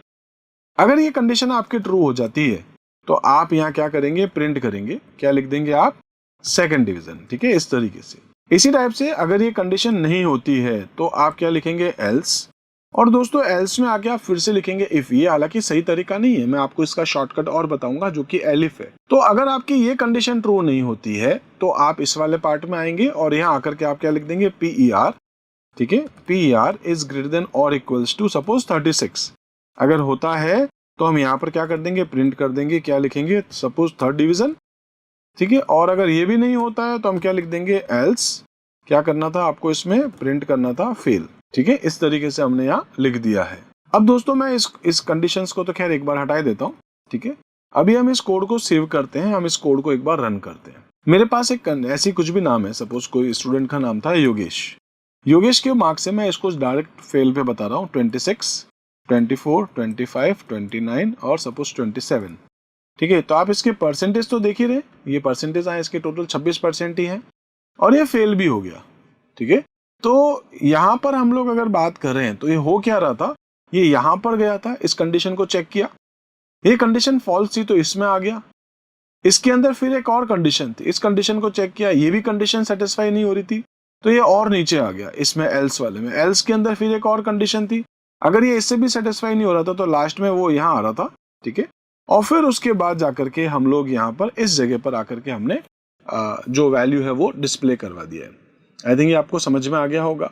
इसी तरीके से अगर हम एक और कंडीशन डालते, सपोज हमारे पास 50% आते, तो वो सबसे पहले इस कंडीशन को चेक करता, कंडीशन ट्रू नहीं होती, एल्स में आता, एल्स में एक और कंडीशन होती, इसको चेक करता, फिर ये प्रिंट करके आगे दिखाता। अब देखिए होता क्या है कि अगर आपके पास कंडीशन में कंडीशन बहुत सारी होंगी तो आपका जो कोड है, जो इंडेंटेशन है, वो आपको थोड़ा कंफ्यूज करता रहेगा। हालांकि ये सबसे बेस्ट तरीका तो यही होता था, सी में, C++ में हम इसको भी यूज करते थे, एल्स इफ को भी, लेकिन इसने क्या कर दिया, वैसे एलिफ आपके लिए वैसे बहुत अच्छा रहेगा, क्योंकि आप अगर फर्स्ट प्रोग्रामर है तो आपके लिए यहाँ पर एल्स इफ की जगह हम क्या लिख देंगे, एल इफ, ठीक है। तो ये एल्स के अंदर का इफ जो है वो एलिफ बन गया, और उसका इंडेंटेशन का जो लफड़ा था वो भी आपका खत्म हो गया। इसी तरीके से आप यहाँ देखेंगे, अगर मैं यहाँ जाकर के फिर से लिख देता हूँ एलिफ, ठीक है, इस तरीके से बैक कर देता हूँ, और इसी तरीके से मैं इसको भी क्या कर देता हूँ, एल्स, ये इंडेंटेशन आपको परेशान करेगा, मैं वापस इसको पीछे कर देता हूँ जिससे कि हमको एकदम सही से दिखाई दे। दोस्तों इस कोड को मैंने इस तरीके से वापस रख दिया, फिर से सेव करके फिर से रन कर लेता हूँ। किसी का नाम था, सपोज की नाम था मनोज, और मनोज के जो मार्क्स आए थे वो थे 78, 85, 84, 86 और 82, ठीक है, फर्स्ट डिवीजन है। इसी कोड को मैं एक बार फिर से रन कर देता हूं। नाम था सपोज कि इस बार यहाँ पर नीरज के जो मार्क्स थे वो थे 56, 57, 58, 59 और 56, ठीक है, सेकंड डिवीजन बन चुका है। इसी कोड को एक बार और चला के देख लेते हैं, थर्ड डिवीजन की कैटेगरी में डाल के देख लेते हैं। तो मैं सपोज इसको कर देता हूँ 47, नाम जो है एक्चुअल में गड़बड़ हो गया, कोई नहीं, चलते हैं, इसी के बाद अगर अपन हिंदी देखें तो हिंदी के मार्क्स आ गए 47 है, या फिर अपने पास में 35 है, या 39 है, या 38 है। इस टाइप से अपन यहाँ मार्क्स डाल देते हैं, सपोज 40। तो ये थर्ड डिवीजन आ गया। हालांकि यहाँ अपन के पास एक सप्लीमेंट्री वाला सीन हो सकता है, ठीक है, जैसे कि 35 लिखा है मैंने, मिनिमम 36 अपना होना चाहिए था, खैर चलेगा, ठीक है। तो इस तरीके से हमने इसका थर्ड डिवीजन भी देख लिया। तो कहने का मतलब ये है कि आपको first division, second division, third division, इस तरीके से आपको ये सारी चीजें पता होनी चाहिए। खैर, ये समझ में आ गया होगा, सिंपल सा कोड था आपके पास।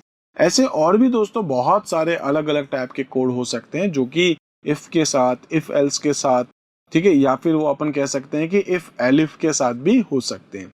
दोस्तों सबसे इंपॉर्टेंट तो ये है कि आपकी बुक में जो क्वेश्चंस दिए गए हैं, सपोज आपके पास जो है 10-12 असाइनमेंट्स होंगे इस चैप्टर से रिलेटेड, दोस्तों उनको आप एक बार करके देखिए, ठीक है। तो अगर आप एक बार उनको करेंगे तो क्या होगा, कॉन्फिडेंस आपका डेवलप होगा कि आप एक अच्छे से इफ एल्स को अप्लाई कर सकते हैं। क्लास 11th आईपी में अब हम लोग बात कर रहे हैं अपने चैप्टर नंबर 5 यानी कि फ्लो ऑफ कंट्रोल का एक और इम्पॉर्टेंट टॉपिक। इसमें दोस्तों हम लोग बात करने वाले हैं लूप के बारे में। लूप एक हर प्रोग्रामिंग लैंग्वेज का सबसे इंपॉर्टेंट पार्ट होता है। दोस्तों अगर आप किसी भी स्टेटमेंट को बार बार रिपीट करवाना चाहते हैं जिसकी जरूरत आपको आगे पड़ेगी, जैसे कि अगर आप एक टेबल को प्रिंट करना चाहते हैं तो आपको पता होगा 1 से लेकर 10 तक जो भी आपने नंबर डाले उसको मल्टीप्लाई कराना पड़ेगा, like 5 into 1, 5 into 2, 5 into 3, 5 into 4, इस टाइप से। अगर दोस्तों मैं एक प्रोग्राम बनाना चाहता हूं जिसमें 1 से लेकर के 100 तक के जितने भी इवन नंबर हैं उन सभी का मुझे सम चाहिए, या 1 से लेकर के 50 तक के जितने भी ऑड नंबर हैं उन सभी का सम चाहिए, या फिर दोस्तों मैं एक केबीसी टाइप का गेम बनाना चाहता हूं जिसके अंदर मैं 1 से लेकर के 20 तक के कुछ क्वेश्चंस हैं वो बार बार रिपीट करता जाऊं, तो उसके लिए मुझे यहां पर क्या होगा, एक लूप की जरूरत पड़ेगी। दोस्तों गेम का एक मैं आप लोगों के लिए ऑलरेडी को वीडियो जो है वो बना चुका हूं, आई थिंक आप लोगों ने देखा होगा। नहीं देखा है तो दोस्तों उसको आप जरूर देखिएगा क्योंकि वो एक बहुत इंपॉर्टेंट पार्ट है इस चैप्टर से रिलेटेड। उसमें मैंने सिंपल इफ को यूज किया है, वहां मैंने लूप को यूज नहीं किया है। लूप को यूज करते हुए भी हम लोग अपना एक प्रोग्राम बना सकते हैं, एक केबीसी टाइप का गेम बना सकते हैं जो एक्चुअल केबीसी की तरह ही होता है। सपोज जिसमें 20 क्वेश्चन आपको दिए जा रहे हैं, फर्स्ट आंसर दिया, सेकंड दिया, थर्ड दिया, फोर्थ नहीं दिया, लूप आपका वहीं ब्रेक हो जाएगा। तो लूप को ब्रेक कैसे करते हैं, ठीक है, लूप में हम लोग कंटिन्यू कैसे करते हैं, ऐसे बहुत सारी चीजें हैं जो आगे जाते हुए हम लोग डिस्कस करेंगे। तो दोस्तों सबसे इंपॉर्टेंट पार्ट क्या है अपने पास यहाँ पर, इटरेशन यानी कि इटरेटिव या फिर लूपिंग स्टेटमेंट। ये आखिर होता क्या है, फिर से बात कर लेते हैं कि in general statements are executed sequentially. आपके जो स्टेटमेंट है जैसे कि पहले ए प्रिंट होगा, फिर बी होगा, फिर सी होगा, फिर डी होगा, इस तरीके से जो भी आपके स्टेटमेंट है वो टॉप टू बॉटम अप्रोच आप यूज करते हैं। The first statement in the function is executed first, ठीक है, और उसके बाद सेकंड, और उसके बाद थर्ड। ये स्टेटमेंट आपके इस तरीके से प्रिंट होते जाएंगे। जो भी स्टेटमेंट आपने लिख रखा है, सपोज कि आपका स्टेटमेंट 1 है, इसी टाइप से 2 है, इसी टाइप से 3, 4, 5, 6, 7, 8, और ऐसे आपके स्टेटमेंट चलते जाएंगे। लेकिन अगर आप ये चाहते हैं कि कोई एक स्टेटमेंट आपका बार बार रिपीट हो, उस केस में आपको किसकी जरूरत पड़ने वाली है, लूप की। तो दोस्तों लूप के लिए आपके पास यहाँ पर बहुत सारे तरीके होते हैं पाइथन में। एक स्टैंडर्ड तरीका तो आपके पास है व्हाइल लूप और एक फॉर लूप, लेकिन आपके पास यहाँ एक और ऑप्शन है वो है रेंज। आप रेंज के थ्रू भी दोस्तों यहाँ पर लूप लगा सकते हैं। तो रेंज आपके पास क्या है, बेसिकली एक टाइप का फंक्शन है। ये आपके लिए एग्जाम के पॉइंट ऑफ व्यू पे दोस्तों बहुत एक इंपॉर्टेंट फंक्शन होता है। Range function of Python used with the Python for loop. आप इसको फॉर लूप में यूज करते हैं। The range function of Python generates a list which is special sequence type. इसमें क्या होता है, आप यहाँ ये लिख सकते हैं रेंज, और दोस्तों रेंज में आप कोई भी एक सीक्वेंस पास कर सकते हैं जिसके थ्रू आपको कुछ वैल्यूज जो है वो मिलती रहती है। तो आप लिख सकते हैं रेंज, उसके बाद आप इसमें बताते हैं लोअर लिमिट, और उसके आप बाद बताते हैं अपर लिमिट, ठीक है। Both limit should be integer. जैसे कि मैं यहाँ लिख देता हूं, एक है मेरे पास रेंज है, और ये कहां से कहां तक चाहिए, 1 से चाहिए, और कहां तक चाहिए दोस्तों, तो मैं लिख देता हूं 10। अब 10 को ये इंक्लूड नहीं कर रहा है, ठीक है। तो ये कहां से कहां तक देगा, 1 से लेकर के 9 तक के नंबर आपको जनरेट करके देना जाएगा। हो सकता है आप यहाँ पर ये लिखना चाह रहे थे 1 से 10 तक, तो आपको यहाँ क्या लिखना पड़ेगा, 1 की जगह यहाँ पर 1 से 11 तक, ठीक है, इस तरीके से आप लिखेंगे। इसी तरीके से दोस्तों आप यहाँ पर ये भी कर सकते थे, एक रेंज फंक्शन चलाते और रेंज फंक्शन में आप लिख देते 1 से लेकर के 10 तक, यानी कि टोटल आपको 1 से 9 तक के नंबर मिल जाएंगे। और साथ में आप इसका स्टेप भी बता सकते हैं कि एक एक नंबर छोड़ करके आपको यहाँ मिलता जाए। तो आपके पास ऐसे बहुत सारे तरीके, बहुत सारे ऑप्शंस है जो भी हम आगे डिस्कस करेंगे। तो रेंज में क्या है, आप लोअर लिमिट और अपर लिमिट बताते हैं। Both limit should be integer होना चाहिए आपके पास। The function in the form range, ठीक है, इसमें लोअर लिमिट और अपर लिमिट आप बताएंगे। Will produce a list having values starting from, जो भी आपने नंबर बता रखा L वहां से, फिर आपके पास L+1 आएगा, फिर L+2 आएगा, और ऐसे ही वो जो अपर लिमिट बताइए उससे एक कम आएगा। जैसे मैं कह रहा था आपको कि अगर आपने 1 और 10 लिखा है तो 1 2 3 4 ऐसे करते हुए 9 तक दिखाएगा। ये 10 नंबर इंक्लूड नहीं है, ये नंबर आपका एक्सक्लूड होता है। इस चीज को याद रखेंगे दोस्तों। आप जो सेकंड वैल्यू बताते हैं ये आपका प्रिंट नहीं होता है क्योंकि ये एक्सक्लूड है। इसके नंबर के आते ही आप यहाँ पर रुक जाते हैं, आपका कोड रुक जाएगा, ठीक है। इसी टाइप से अगर हम लोग नेक्स्ट देखें यहाँ पर, तो अपने पास कुछ फंक्शंस हैं, जैसे कि मैंने लिखा है रेंज 0 और 5। तो 0 और 5 लिखने पर क्या करेगा, ये आपको देगा 0 देन 1 देन 2 देन 3 देन 4। 5 ये आपको नहीं देने वाला है, ठीक है। लेकिन अगर आप यहाँ पर देखेंगे तो आपके सामने है 5 और 0। तो 5 और 0 बेसिकली 5 के बाद 6 आना चाहिए, 7 आना चाहिए, लेकिन दोस्तों हमने क्या लिखा है 5 से 0। तो 5 से 0 बेसिकली ये क्या होगा, आगे पॉजिटिव जाएगा। अगर पॉजिटिव नहीं जा पा रहा है तो फिर वो वहीं पर रुक जाएगा। तो यहाँ पर ध्यान रखेंगे कि ये आपको कुछ भी नहीं देगा, विल रिटर्न एम्प्टी लिस्ट, जबकि ये आपको क्या दे रहा था, will give a list of 0 1 2 3 4, ठीक है। इसी टाइप से अगर आप लिखते हैं 12 to 18, तो ये आपको क्या देगा दोस्तों, 12 देगा, 13 देगा, 14 देगा, 15 देगा, 16 देगा और 17 देगा, 18 नहीं देगा। क्यों नहीं देगा, ये एक्सक्लूड होता है। बट अगर आपने लिखा रेंज ऑफ 0 to 10, 0 to 10 के बाद आपने इसमें क्या है, एक स्टेप वैल्यू भी बता दी, तो ये आपको 0 देगा देन 1 नहीं देगा, इसके बाद 2 देगा तो 3 नहीं देगा, 4 देगा तो 5 नहीं देगा, 6 देगा तो 7 नहीं देगा, 8 देगा तो 9 नहीं देगा, और 10 तो वैसे भी दोस्तों आपका एक्सक्लूड है। तो ये 0 2 4 6 और 8 आपके पास आने वाला है।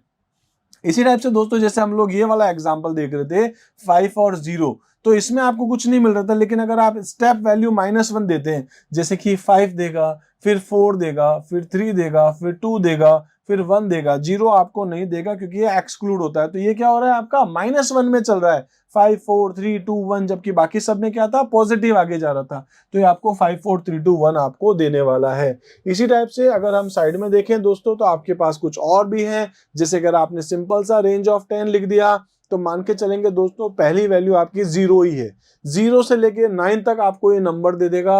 अगर आप 5, 10 लिख रहे हैं तो 5 से लेकर के 9 तक दे देगा। 3 से 7 लिख रहे हैं तो ये 3 से 6 तक नंबर दे देगा, मतलब नेक्स्ट वाले से एक कम। आप यहाँ 5, 15 और 3 लिख रहे हैं तो 5 से लेकर के 14 तक, लेकिन ये आपको 3-3 के गैप से मिलेगा, जैसे 5 के बाद 8, 11 और 14। ऐसे ही 9 से लेकर 3 तक, लेकिन -1 करें तो 9, 8, 7, 6, 5, 4 तक मिलेगा, 3 इसमें इंक्लूड नहीं है। और ऐसे अगर आप यहाँ देखेंगे 10, 1 और -2, तो 10 से लेकर के 1 तक आपको दिखाएगा और इस तरीके से चलेगा। दोस्तों यहाँ पर एक रेंज मैं आपको दे देता हूँ, बस आप मुझे बताएंगे कि इसका आखिर आउटपुट क्या आने वाला है। तो मैं यहाँ पर जाकर के लिख देता हूँ रेंज।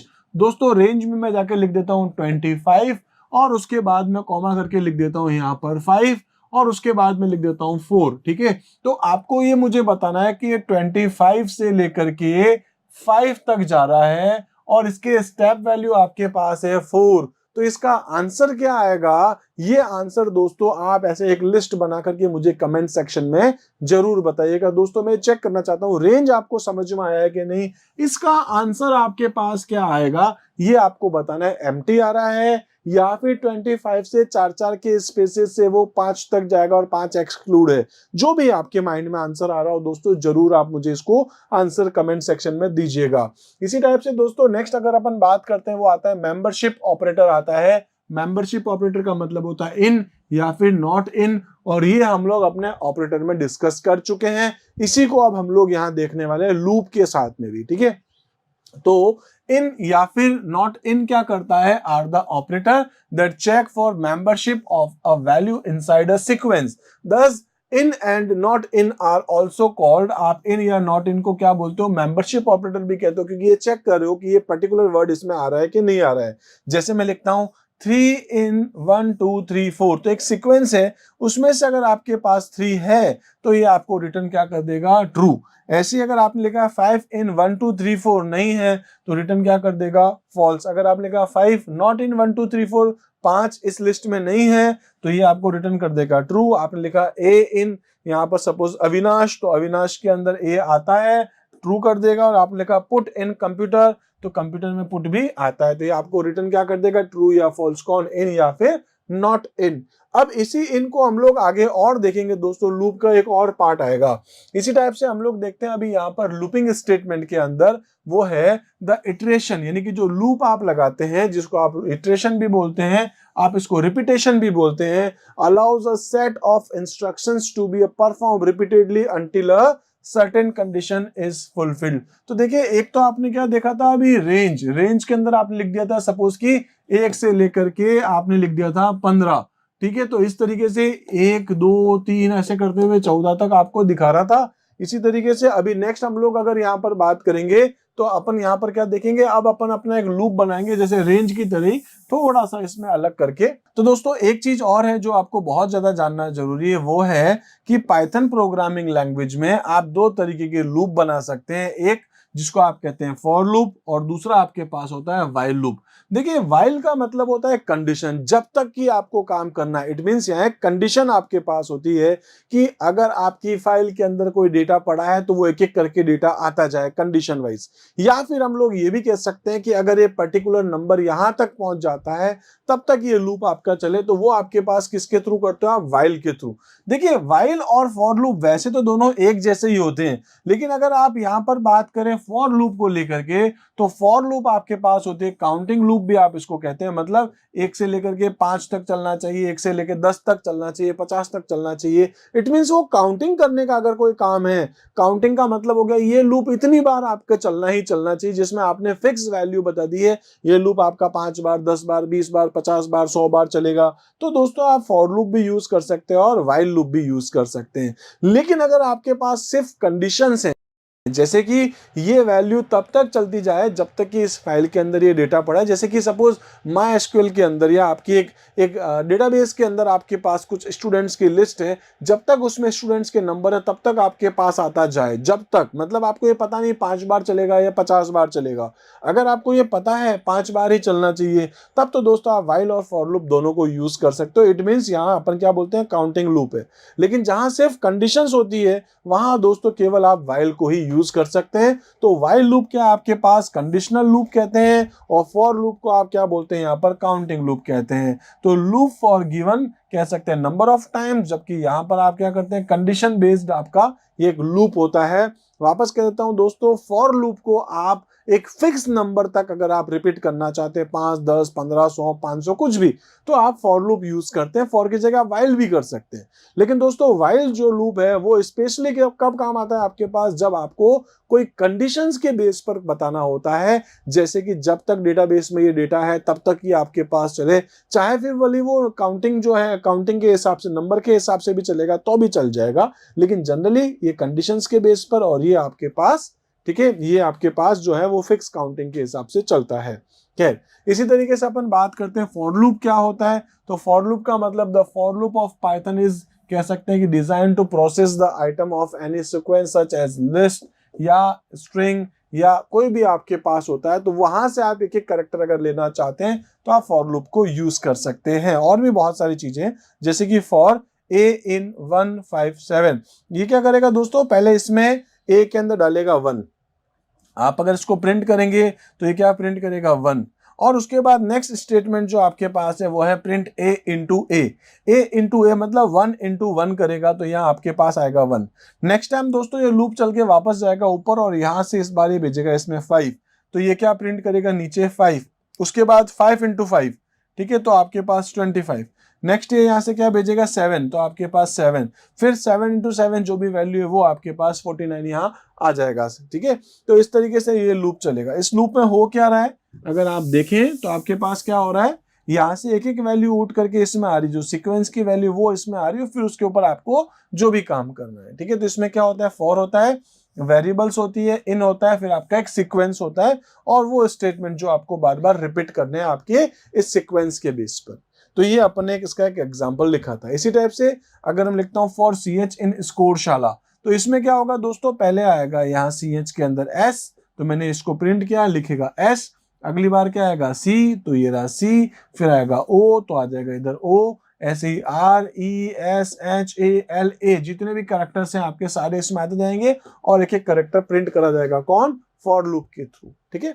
तो फॉर लूप में आप यहाँ पर सीक्वेंस को भी यूज कर सकते हैं, और इस सीक्वेंस की जगह दोस्तों आप एक रेंज फंक्शंस भी यूज कर पाएंगे, जिसके थ्रू भी हम यहाँ पर डेटा लेते जाएंगे। खैर ये आप नेक्स्ट देख रहे हैं, वैसे रेंज ये रहा, लेकिन फॉर v इन 1 2 3 आपने v में क्या डाल दिया दोस्तों, आपके पास आया 1, तो ये क्या करेगा 1 इंटू 1 इंटू 1 जो भी वैल्यू प्रिंट कर देगा।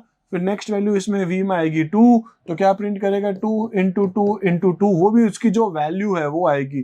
फिर आप इस v में क्या भेज रहे हैं 3, तो नेक्स्ट लाइन में आएगा 3 इंटू 3 इंटू 3 जो भी वैल्यू है, जैसे कि इसकी 1 आ जाएगी, 2 2 जा 4 2 जा 8 आ जाएगी, 3 3 9 3 जा 27 आपके पास। तो ये आपका आउटपुट आएगा इस प्रोग्राम के अकॉर्डिंग।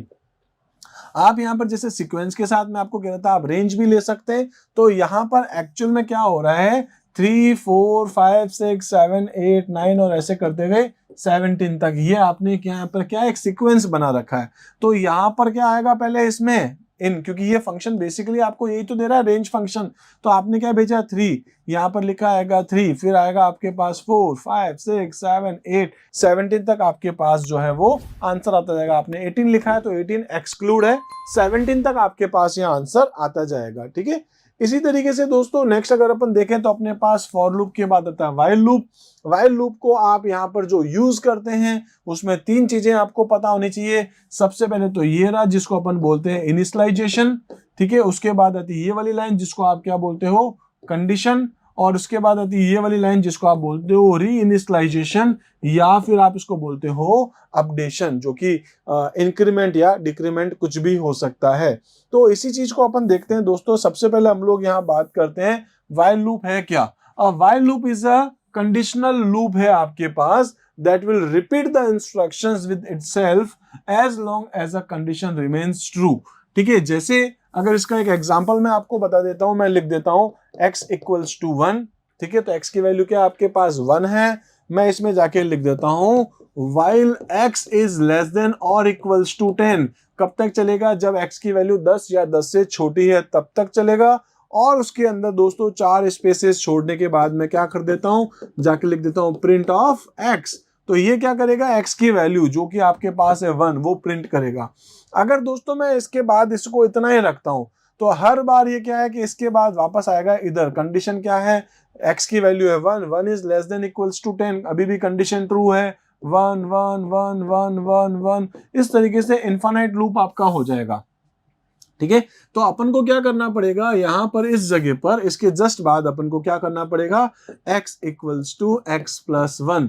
इससे क्या होगा, जैसे अपन ने वेरिएबल लिखी थी x इक्वल्स टू 1, इस ब्लॉक में अपन मान के चलते हैं क्या लिखा था, x की वैल्यू क्या है 1 है, 1 is less than equals to 10, condition क्या है ट्रू, ट्रू होने पर अंदर आके क्या प्रिंट कर देगा, x की वैल्यू जो कि है 1, और उसके बाद x की value x equals to x plus 1, इस 1 की जगह क्या हो जाएगा 2, 2 हो जाने के बाद ये वापस आएगा इधर, 2 is less than equals to 10, condition true है, इसलिए क्या प्रिंट कर देगा 2, उसके बाद इसकी वैल्यू हट करके हो जाएगी 3, वापस ऊपर जाकर के चेक करेगा, कंडीशन ट्रू है, इसलिए इधर आकर के 3 प्रिंट कर देगा, इसकी वैल्यू फिर से बढ़ा करके 4 हो जाएगी, ऊपर जाकर के चेक करेगा, कंडीशन ट्रू है, फिर इधर आएगा, फिर प्रिंट कर देगा 4, ऐसी 5 6 7 8 9 और 10 तक हो जाएगा, ठीक है। फिर इसकी वैल्यू क्या हो जाएगी 11, ऊपर जाएगा, जाके देखेगा 11 is less than equals to 10, condition false, loop से बाहर। तो इसका मतलब क्या है, कब तक चलेगा, जब तक आपकी कंडीशन ट्रू हो जाएगी, इसलिए अपन इसको क्या बोलते हैं, कंडीशनल लूप अपन इसको बोल भी रहे थे। ठीक है, तो ये एक एग्जांपल था जो मैं आपको भी यहाँ पर बता रहा था। इसमें 3 चीजें अपन को ध्यान रखनी होती है। सबसे पहले तो क्या इनिशियलाइजेशन है, दूसरा आपके पास है कंडीशन, और तीसरा आपके पास है अपडेशन, जिसको आप री इनिशियलाइजेशन भी बोलते हैं। इसके बीच में आपको क्या एग्जीक्यूट कराना है वो वाला पार्ट अपन बताते हैं बॉडी ऑफ द लूप। जैसे अगर अपन इस वाले में देखें, फिर से इसको हटा करके बता देता हूं कि एक हमने लगाई है कंडीशन, ए की वैल्यू क्या है 5, एक ब्लॉक है जिसका नाम ए है, सपोज इसके अंदर अपन ने क्या स्टोर कर दिया है 5। मैं बोलता हूं while a is less then 0, ठीक है, while a is less then 0 बोलता हूं कि अभी आपका 5। इस एग्जांपल में हम लोग क्या देख लेते हैं दोस्तों कि एक वेरिएबल है मेरे पास जिसका नाम क्या है ए और जिसकी वैल्यू है 5। अगर दोस्तों मैं आके बोलता हूं ए इज ग्रेटर देन 0 अगर है, तब तक आपको ये लूप चलाना है while a is greater then 0। तो 5 जो है वो दोस्तों 0 से बड़ा होता है, इसीलिए मैं इस लूप के अंदर आऊंगा। देखिए कॉलन लगाएंगे, फिर अपन यहाँ पर 4 स्पेसेस छोड़ेंगे, फिर अपन लिखेंगे प्रिंट ए की जो वैल्यू है वो आपके पास क्या है 5, और उसके बाद क्या करें ए इक्वल्स टू ए माइनस 1, यानी 5 की जगह मैं क्या कर दूंगा इसको 4। यहां से दोस्तों वापस ऊपर जाएगा और यहाँ कंडीशन चेक करेगा कि 4 क्या 0 से बड़ा होता है, कंडीशन ट्रू, अंदर आएगा और ए की वैल्यू जो भी वो प्रिंट करेगा। इसके बाद ए की वैल्यू अपन क्या करें, एक और बार अपन कम करें, इसका मतलब 3 कर देते हैं। 3 के बाद ऊपर आके चेक करेगा कि 3 0 से बड़ा होता है क्या, कंडीशन है ट्रू, मैं लिख देता हूं 3। इसके बाद वापस आएगा, इसकी वैल्यू कर देगा 2, ऊपर जाके चेक करेगा, अभी भी ये कंडीशन ट्रू, वापस ऊपर जाएगा। जब यहाँ अपन इसको 1 कर चुके होंगे 1 इज ग्रेटर देन 0, अभी भी कंडीशन ट्रू है, ये 1 प्रिंट कर देगा, इसकी वैल्यू हो जाएगी 0। ठीक है, और अपन चेक क्या करें ए इज ग्रेटर देन 0, यानी 0 इज ग्रेटर देन 0, क्या 0 0 से बड़ा होता है, नहीं होता है। तो दोस्तों वहीं आपका लूप टर्मिनेट हो जाएगा, लूप ब्रेक हो जाएगा। तो फाइनली ये लूप आपका क्या प्रिंट कर रहा है 5 4 3 2 1। ठीक है, इस तरीके से हम लोग देख रहे थे वाइल लूप। इसी तरीके से दोस्तों हम लोग बात कर रहे थे अभी कि एक आपके पास लूप इनफाइनाइट भी हो सकता है। कब होगा, जब आप इस ब्लॉक के अंदर ये नहीं बता रहे हैं a equals to a plus 1 या फिर a equals to a minus 1, इस टाइप से कोई भी वैल्यू में इंक्रीमेंट और डिक्रीमेंट अगर आप नहीं करेंगे तो दोस्तों आपका लूप इनफाइनाइट होगा, मतलब ये लूप आपका बार बार रिपीट होता जाएगा और इस वजह से ये लूप आपका बीच में रुकेगा नहीं। तो आप इसको क्या बोल दोगे, एंडलेस लूप। ठीक है, तो हम लोग क्या कह रहे हैं, to cancel the running of an endless loop you can press control के साथ, अगर आप सी की को दबा देंगे तो आप इसको लूप को रोक सकते हैं। ये एक इंपॉर्टेंट लाइन यहाँ पर है। जब आप लूप चलाते हैं तो दोस्तों कई बार ऐसा होता है कि हम यहाँ पर इनिशियलाइजेशन तो करते हैं, कंडीशन भी सेट करते हैं, बट री इनिशियलाइजेशन हम भूल जाते हैं। इसकी वजह से हमारा लूप बार बार रिपीट करता रहता है। तो अगर आप इस रिपीटेशन को रोकना चाहते हैं तो रोकने के लिए कंट्रोल के साथ सी दबा सकते हैं। जनरली कंट्रोल सी से कॉपी होता है, लेकिन अगर इनफाइनाइट लूप आपका चल रहा है तो वहां पर आप अपने इनफाइनाइट लूप को बीच में ही कैंसिल कर सकते हैं using control plus C. I think दोस्तों सारी चीजें आपको समझ में आ गई होगी। थोड़ा थ्योरेटिकली अभी हम लोगों ने डिस्कस किया है, इसी टॉपिक को मैं आपको आगे प्रैक्टिकली भी बताने वाला हूं। Hello friends, class 11th IP में आज हम लोग बात करने वाले हैं लूप के बारे में। दोस्तों पाइथन प्रोग्रामिंग लैंग्वेज में हम लोग लूप जब लगाते हैं, इसका मतलब है कि हम कुछ स्टेटमेंट को बार बार रिपीट करना चाहते हैं।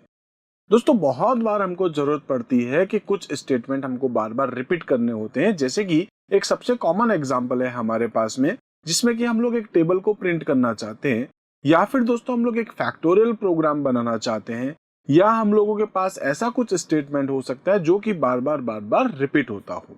जैसे अगर आप पावर का एक प्रोग्राम बनाना चाहते हैं, ऐसे बहुत सारे प्रोग्राम्स हो सकते हैं जिसके लिए हमको यहाँ लूप की जरूरत पड़ती है।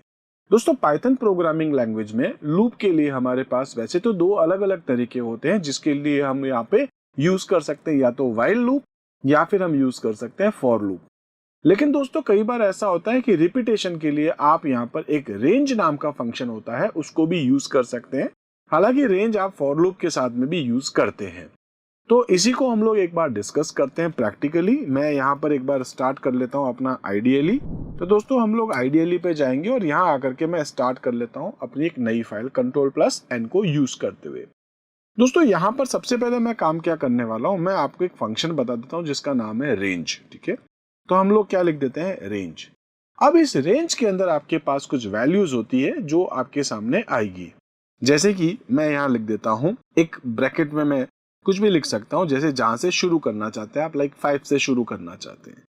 और फिर 5 के बाद आपको 6 चाहिए, 7 चाहिए, 8 चाहिए, 9 चाहिए, 10 चाहिए, 11 चाहिए। इस तरीके से आपको जो भी जहां तक नंबर चाहिए वो आप बता सकते हैं, बट उससे एक एक्स्ट्रा आपको लिखना पड़ेगा, क्योंकि जो नंबर आप लिखेंगे, जैसे अगर आप 16 लिखते हैं तो 16 यहाँ पर एक्सक्लूड होगा, इंक्लूड नहीं है। तो ये 5 से लेकर के 15 तक का आपको एक नंबर देगा। दोस्तों ये जो आपको नंबर दे रहा है, उसके बाद आप उस नंबर पे कुछ भी काम कर सकते हैं। सपोज मैं यहाँ पर अगर आपसे ये कहता हूँ, इसके लिए आप फॉर लूप को भी यूज कर सकते हैं, या फिर मैं कहता हूँ x इक्वल्स टू, और मैं यहाँ पर इसके अंदर एक वैल्यू ले लेता हूँ, जैसे जो भी आपके पास ये वैल्यू आपको रिटर्न कर रहा है। या फिर आप यहाँ पर एक काम कर सकते हैं, आप यहाँ पर जाकर के लिख सकते हैं फॉर, ठीक है।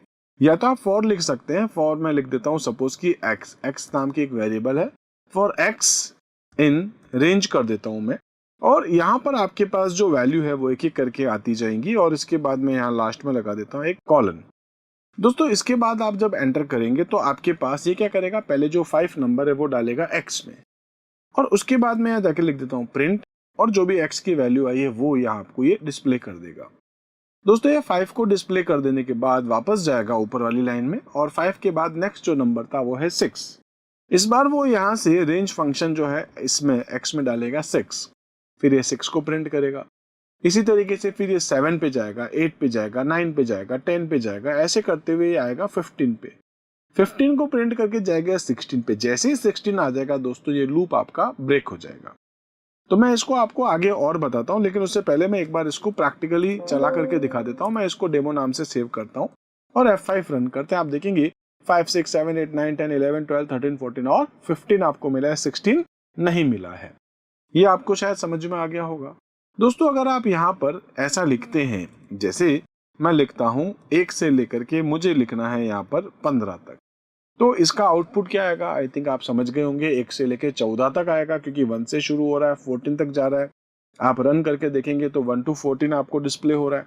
अगर दोस्तों आप एक बार कॉमा करके और लिखते हैं, जैसे कि मैं 2 कर देता हूँ, तो ये है स्टेप है, मतलब 1 आएगा, फिर 2 के जंप करेगा, मतलब 1 के बाद 2 नहीं आकर के सीधे 3 आएगा, और उसके बाद 4 नहीं आकर के सीधे ही 5 आ जाएगा। तो अपन एक बार इसको कोड को भी क्या करते हैं, सेव करके रन करते हैं। आप देखेंगे 1 के बाद 3, 5, 7, 9, 13, जो भी 11, 13 इस तरीके से आपको मिल रहा है। इसी टाइप से अगर आप यहाँ पर 5 कर देते हैं तो क्या करेगा, आप एक काम करें, यहाँ पर जाकर के लिख दीजिए 5, और यहाँ पर आप जाकर के लिख सकते हैं 50 से ज्यादा कुछ भी, तो क्योंकि 50 एक्सक्लूड है तो ये शायद 45 तक ही देगा, इसलिए आप 51 कर दीजिए। तो अभी ये बराबर 50 तक जाएगा, और 5-5 के गैप से आपको डिस्प्ले करेगा, जो कि 5 की टेबल हो गई। तो 5 की टेबल बनाना दोस्तों कितना इजी है आपके पास। फॉर x इन रेंज, ये आपको क्या करेगा, पहले x में 5 डालेगा, उसके बाद 5 के गैप के साथ एक और वैल्यू डाल देगा। अगर दोस्तों आपने यहाँ पर 20 कर दिया है और ये यहाँ पर 3 आता है, तो इसका जो आउटपुट है वो कुछ और आएगा। दोस्तों इसका आउटपुट मैं नहीं बता रहा हूँ आपको, सिर्फ ये मैं आपसे पूछना चाह रहा हूँ कि इसका आउटपुट आखिर क्या आएगा। इस कोड में बस मैं आपको एक क्वेश्चन दे रहा हूं कि इसका आउटपुट क्या आएगा। अगर आपको इसका आउटपुट समझ में आए तो आप कमेंट सेक्शन में जरूर बताइएगा, और मैं पूरी कोशिश करूंगा आपको रिप्लाई करने की। तो ये वाला मैं एग्जांपल आपको नहीं बता रहा, 5,20,3 ये क्या कर रहा है, 5 से 20 तक जाएगा और 3-3 का गैप है। तो इसका आंसर जो है, अगर आप इस वीडियो को जब देख रहे हो यहां तक अगर आप आ गए हैं, तो दोस्तों आगे बढ़ने से पहले एक बार कमेंट में आप जरूर लिख दीजिएगा। खैर मैं इसको एक बार हटा देता हूं। इसी के साथ साथ दोस्तों अगर मैं यहाँ जाकर के लिख देता हूँ, सपोज कि मैं लिख देता हूँ यहाँ पर 20 और 5, ठीक है। अब 20 से लेकर के 5 तक तो जा नहीं सकता, क्योंकि जनरली क्या होगा, आपके पास 1 का बाय डिफॉल्ट स्टेप होता है। मतलब अगर मैं ये लिख रहा था 5 से लेकर के 20, तो क्या होता, 5 के बाद 6, मतलब एक स्टेप आगे बढ़ रहा है, फिर 7, फिर 8, फिर 9, फिर 10, इस तरीके से वो आगे बढ़ रहा है।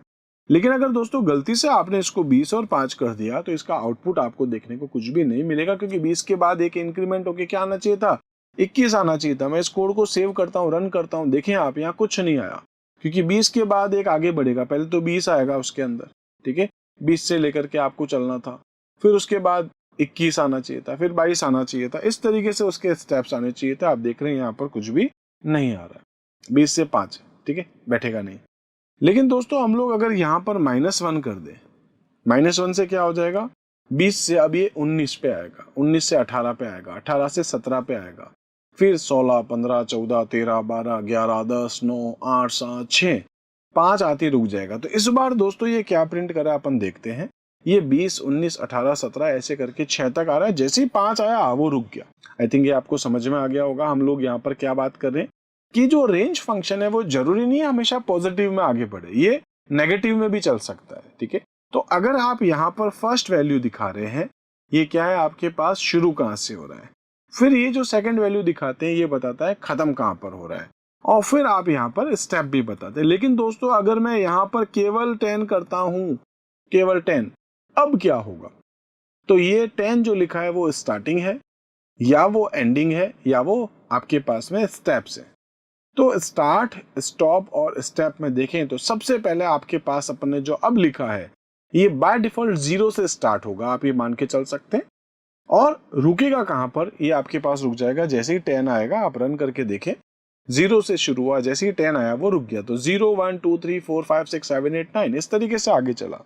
तो रेंज फंक्शन जो है वो बहुत ज्यादा इंपॉर्टेंट होता है आपके लिए, ये बताने के लिए आपको कि आपको शुरू कहां से करना है, खत्म कहां पे करना है। मैं फिर से कह देता हूं दोस्तों, शुरू 4 से करना है, खत्म 8 पे करना है, तो आपको 9 लिखना पड़ेगा और ये 4 के बाद 5 देगा, एक एक से आगे बढ़ेगा। और अगर आप यहाँ 2 करते हैं तो 4 के बाद 6 आएगा, 6 के बाद 8 आएगा। ठीक है, इसको मैं फिर से सेव करके दिखा देता हूँ हम लोग क्या डिस्कस कर रहे हैं। तो बहुत सारे कोड हम लोग यहाँ देख चुके हैं। ऐसे ही दोस्तों मैं आपको आइडियली स्टार्ट करके कुछ और कोड दिखा देता हूँ। तो फिर से मैं एक नई फाइल बना देता हूँ। मैं यहाँ पर ये लिखना चाह रहा था, जैसे कि ये जो आपके पास यहाँ पर हम लोग रेंज के साथ, लूप के साथ और भी बहुत सारी चीजें देख सकते हैं। दोस्तों मैं यहाँ पर एक काम करता हूँ, मैं जाकर के एक लिस्ट बना देता हूँ। ठीक है, जैसे आप एक लिस्ट बनाते हैं, आपने लिख दिया 5, 9 ऐसी कोई भी वैल्यू आप यहाँ पर लिख सकते हैं। इसके बाद ये एक जो लिस्ट है इसका मैं नाम लिख देता हूँ L इक्वल्स टू, ऐसे आपने एक लिस्ट बना दी। क्योंकि अब आपके पास क्या एक सीक्वेंस है, अगर आप चाहते हैं इस वैल्यूज को लेना तो आप ऐसा भी कर सकते थे, जैसे फॉर के साथ चला रहे थे। और मैं यहाँ पर जाकर के लिख देता हूँ कोई भी नाम, जैसे अपन अभी x लिखा था, आप x भी ले सकते हैं, आप ch ले सकते हैं, आप n लिख सकते हैं, कुछ भी। तो मैं लिखता हूँ फॉर x इन L का मतलब क्या था, आपके पास ये वैल्यूज थी और मैं कॉलन लगा देता हूँ और सपोज जो भी वैल्यू है x के अंदर आएगी वो प्रिंट हो जाएगी। तो L का मतलब है दोस्तों जिसमें 5, 9, 7, 8, 5, 25, 45 ये सब। ये क्या करेगा, L के अंदर इतना सारा नंबर है लेकिन सबसे पहले इसमें क्या आएगा 5, फिर 5 को प्रिंट करेगा, उसके बाद आएगा 9 को प्रिंट करेगा। इस तरीके से आपके सामने, मैं इसको एक बार सेव कर देता हूँ डेमो नाम से, और उसके बाद मैं इसको रन करके दिखा देता हूँ। तो जितनी भी वैल्यूज है वो सारी आपके पास एक एक करके आ रही है। तो फॉर लूप में आप यहाँ पर रेंज को भी ले सकते हैं, क्योंकि रेंज फंक्शन क्या काम कर रहा था आपके पास में, मैं जैसे यहाँ जाकर के लिख देता हूँ रेंज। ठीक है, रेंज फंक्शन में आप यहाँ पर क्या बता रहे थे, एक सीक्वेंस बता रहे थे। जैसे मैंने यहाँ पर क्या लिखा था, 5 से लेकर के 50 तक और 5-5 के गैप से, मैं इसको 55 कर देता हूँ, 51 जो भी है। तो ये आपके पास 5 से लेकर के 50 तक 5 के गैप से आपको डिस्प्ले करेगा। और ये जो वैल्यू आपके पास आई है, आप यहाँ पर, ये बेसिकली एक टाइप का सीक्वेंस था। जैसे कि मैं सपोज n करता हूँ, ऐसे ही n इक्वल्स टू, खैर मैं इस कोड को एक बार रन करता हूँ तो आपके पास वैल्यू वही थी। और अगर आप यहाँ पर L की जगह n लिख देते हैं तो ये क्या कर देगा दोस्तों, आपके सामने 5, 10, 15, 20 वो वाली वैल्यू आपके सामने डिस्प्ले करा जो कि n में है। तो रेंज फंक्शन अपने आप में क्या करता है, ये एक सीक्वेंस आपको रिटर्न करता है, कहां से कहां तक की वैल्यू। ये जो सीक्वेंस आपके पास n में आया है या अपन ने L यूज किया है, वो फिर आप उसकी एक एक एलिमेंट को ले सकते हैं x में और x के थ्रू आप उस वैल्यू को प्रिंट कर सकते हैं। इसी तरीके से जैसे अभी हमने इसको समझा है, हमारे पास एक और तरीका है यहाँ पर इसी सीक्वेंस को यूज करने के लिए फॉर लूप के साथ। मैं यहाँ पर जाकर के लिख सकता हूँ स्कोरशाला। ये क्या कर देगा दोस्तों, स्कोरशाला इंटरनली जो है वो जाकर के स्टोर होगा। जैसे कोई एक वेरिएबल हो सकती है, मान लेता हूं मैं सी नेम कर देता हूं, like company name equals to Scoreshala. ठीक है, स्कोरशाला ऐसे कुछ लिख देता हूं। ठीक है, और आप इस यहाँ नहीं लिखना चाहें तो आप यहाँ पर वेरिएबल का नाम लिख सकते हैं, जो भी आपने लिखा, लाइक कंपनी नेम स्कोरशाला है और इस सी नेम में फर्स्ट जो कैरेक्टर है वो पहले x में आएगा, उसके बाद सेकंड कैरेक्टर आएगा और इस तरीके से आपके सामने वैल्यूज यहाँ पर आती जाएगी। खैर यहाँ मैंने डबल कोट्स के साथ इसको वापस क्लोज नहीं किया था, एक छोटा सा इशू था, वापस रन करते हैं, एक एक कैरेक्टर आपका आता जाएगा और वो वहां आकर के आपके सामने वापस से डिस्प्ले होता जाएगा। ये जो आप वैल्यूज ले रहे हैं इसके ऊपर आप और भी कुछ अलग अलग टाइप के ऑपरेशंस कर सकते हैं, दिखा देता हूँ। जैसे सपोज दोस्तों आपके पास n के अंदर एक रेंज आई, मैं यहाँ पर ये देखना चाह रहा था कि n की रेंज है क्या। मैं एक बार प्रिंट कर देता हूँ, प्रिंट n, ठीक है। इसमें अगर अपन रन करके देखें, खैर वो नीचे तो अलग कुछ आएगा, लेकिन अपन यहाँ देखें तो रेंज जो आपके पास थी 5, 51 और जो भी 5, ये अपन के पास पूरी वैल्यू इस n के अंदर आ चुकी थी। अगर आप यहाँ पर ये देखना चाहते हैं कि n के अंदर ये वैल्यू है या नहीं है, इस टाइप से भी करना चाहें तो आप वो भी यहाँ पर कर पाएंगे। जैसे दोस्तों आप यहाँ पर अगर ये चेकआउट करना चाहते हैं, खैर मैं आपको आगे कुछ चीजें और बताता हूँ अभी, लेकिन हम पहले कुछ और डिस्कस कर लेते हैं। मैं यहाँ पर ये देखना चाहता हूँ, जैसे 3 है, ठीक है, 3 इन, और मैं यहाँ पर जाकर लिख देता हूँ 1, 3, 4, 8, 9, ऐसे कुछ भी वैल्यूज आपने स्टोर कर रखी है। मैं यहाँ पर चेकआउट करना चाह रहा हूँ कि इसमें ये वैल्यू है या नहीं। तो ये आपने इन और नॉट इन हम लोग पहले भी डिस्कस कर चुके हैं। इसको अगर आप यहाँ प्रिंट करना चाहें तो प्रिंट कर सकते हैं, और किसी वैल्यू वेरिएबल में लेना चाहें तो वो भी ले सकते हैं। जैसे मैं लिख देता हूँ x इक्वल्स टू 3 इन, और उसके बाद अपन क्या कर देते हैं, प्रिंट कर देते हैं x की वैल्यू। इससे होगा क्या, सिंपल सा काम था, आपके पास क्या आएगा, ट्रू। ट्रू क्यों आया, क्योंकि ये यहाँ पर जो रेंज आपके पास होती है, इस रेंज के अंदर से वो इसको चेकआउट कर रहा है कि 3 उसके अंदर है या नहीं है। ऐसा भी आप यहाँ पर कर सकते हैं। आप इनको या नॉट इनको भी यहाँ पर यूज कर सकते हैं। इसी टाइप से दोस्तों हम लोग यहाँ पर जो है और भी कुछ चीजें देख लेते हैं लूप के जैसी।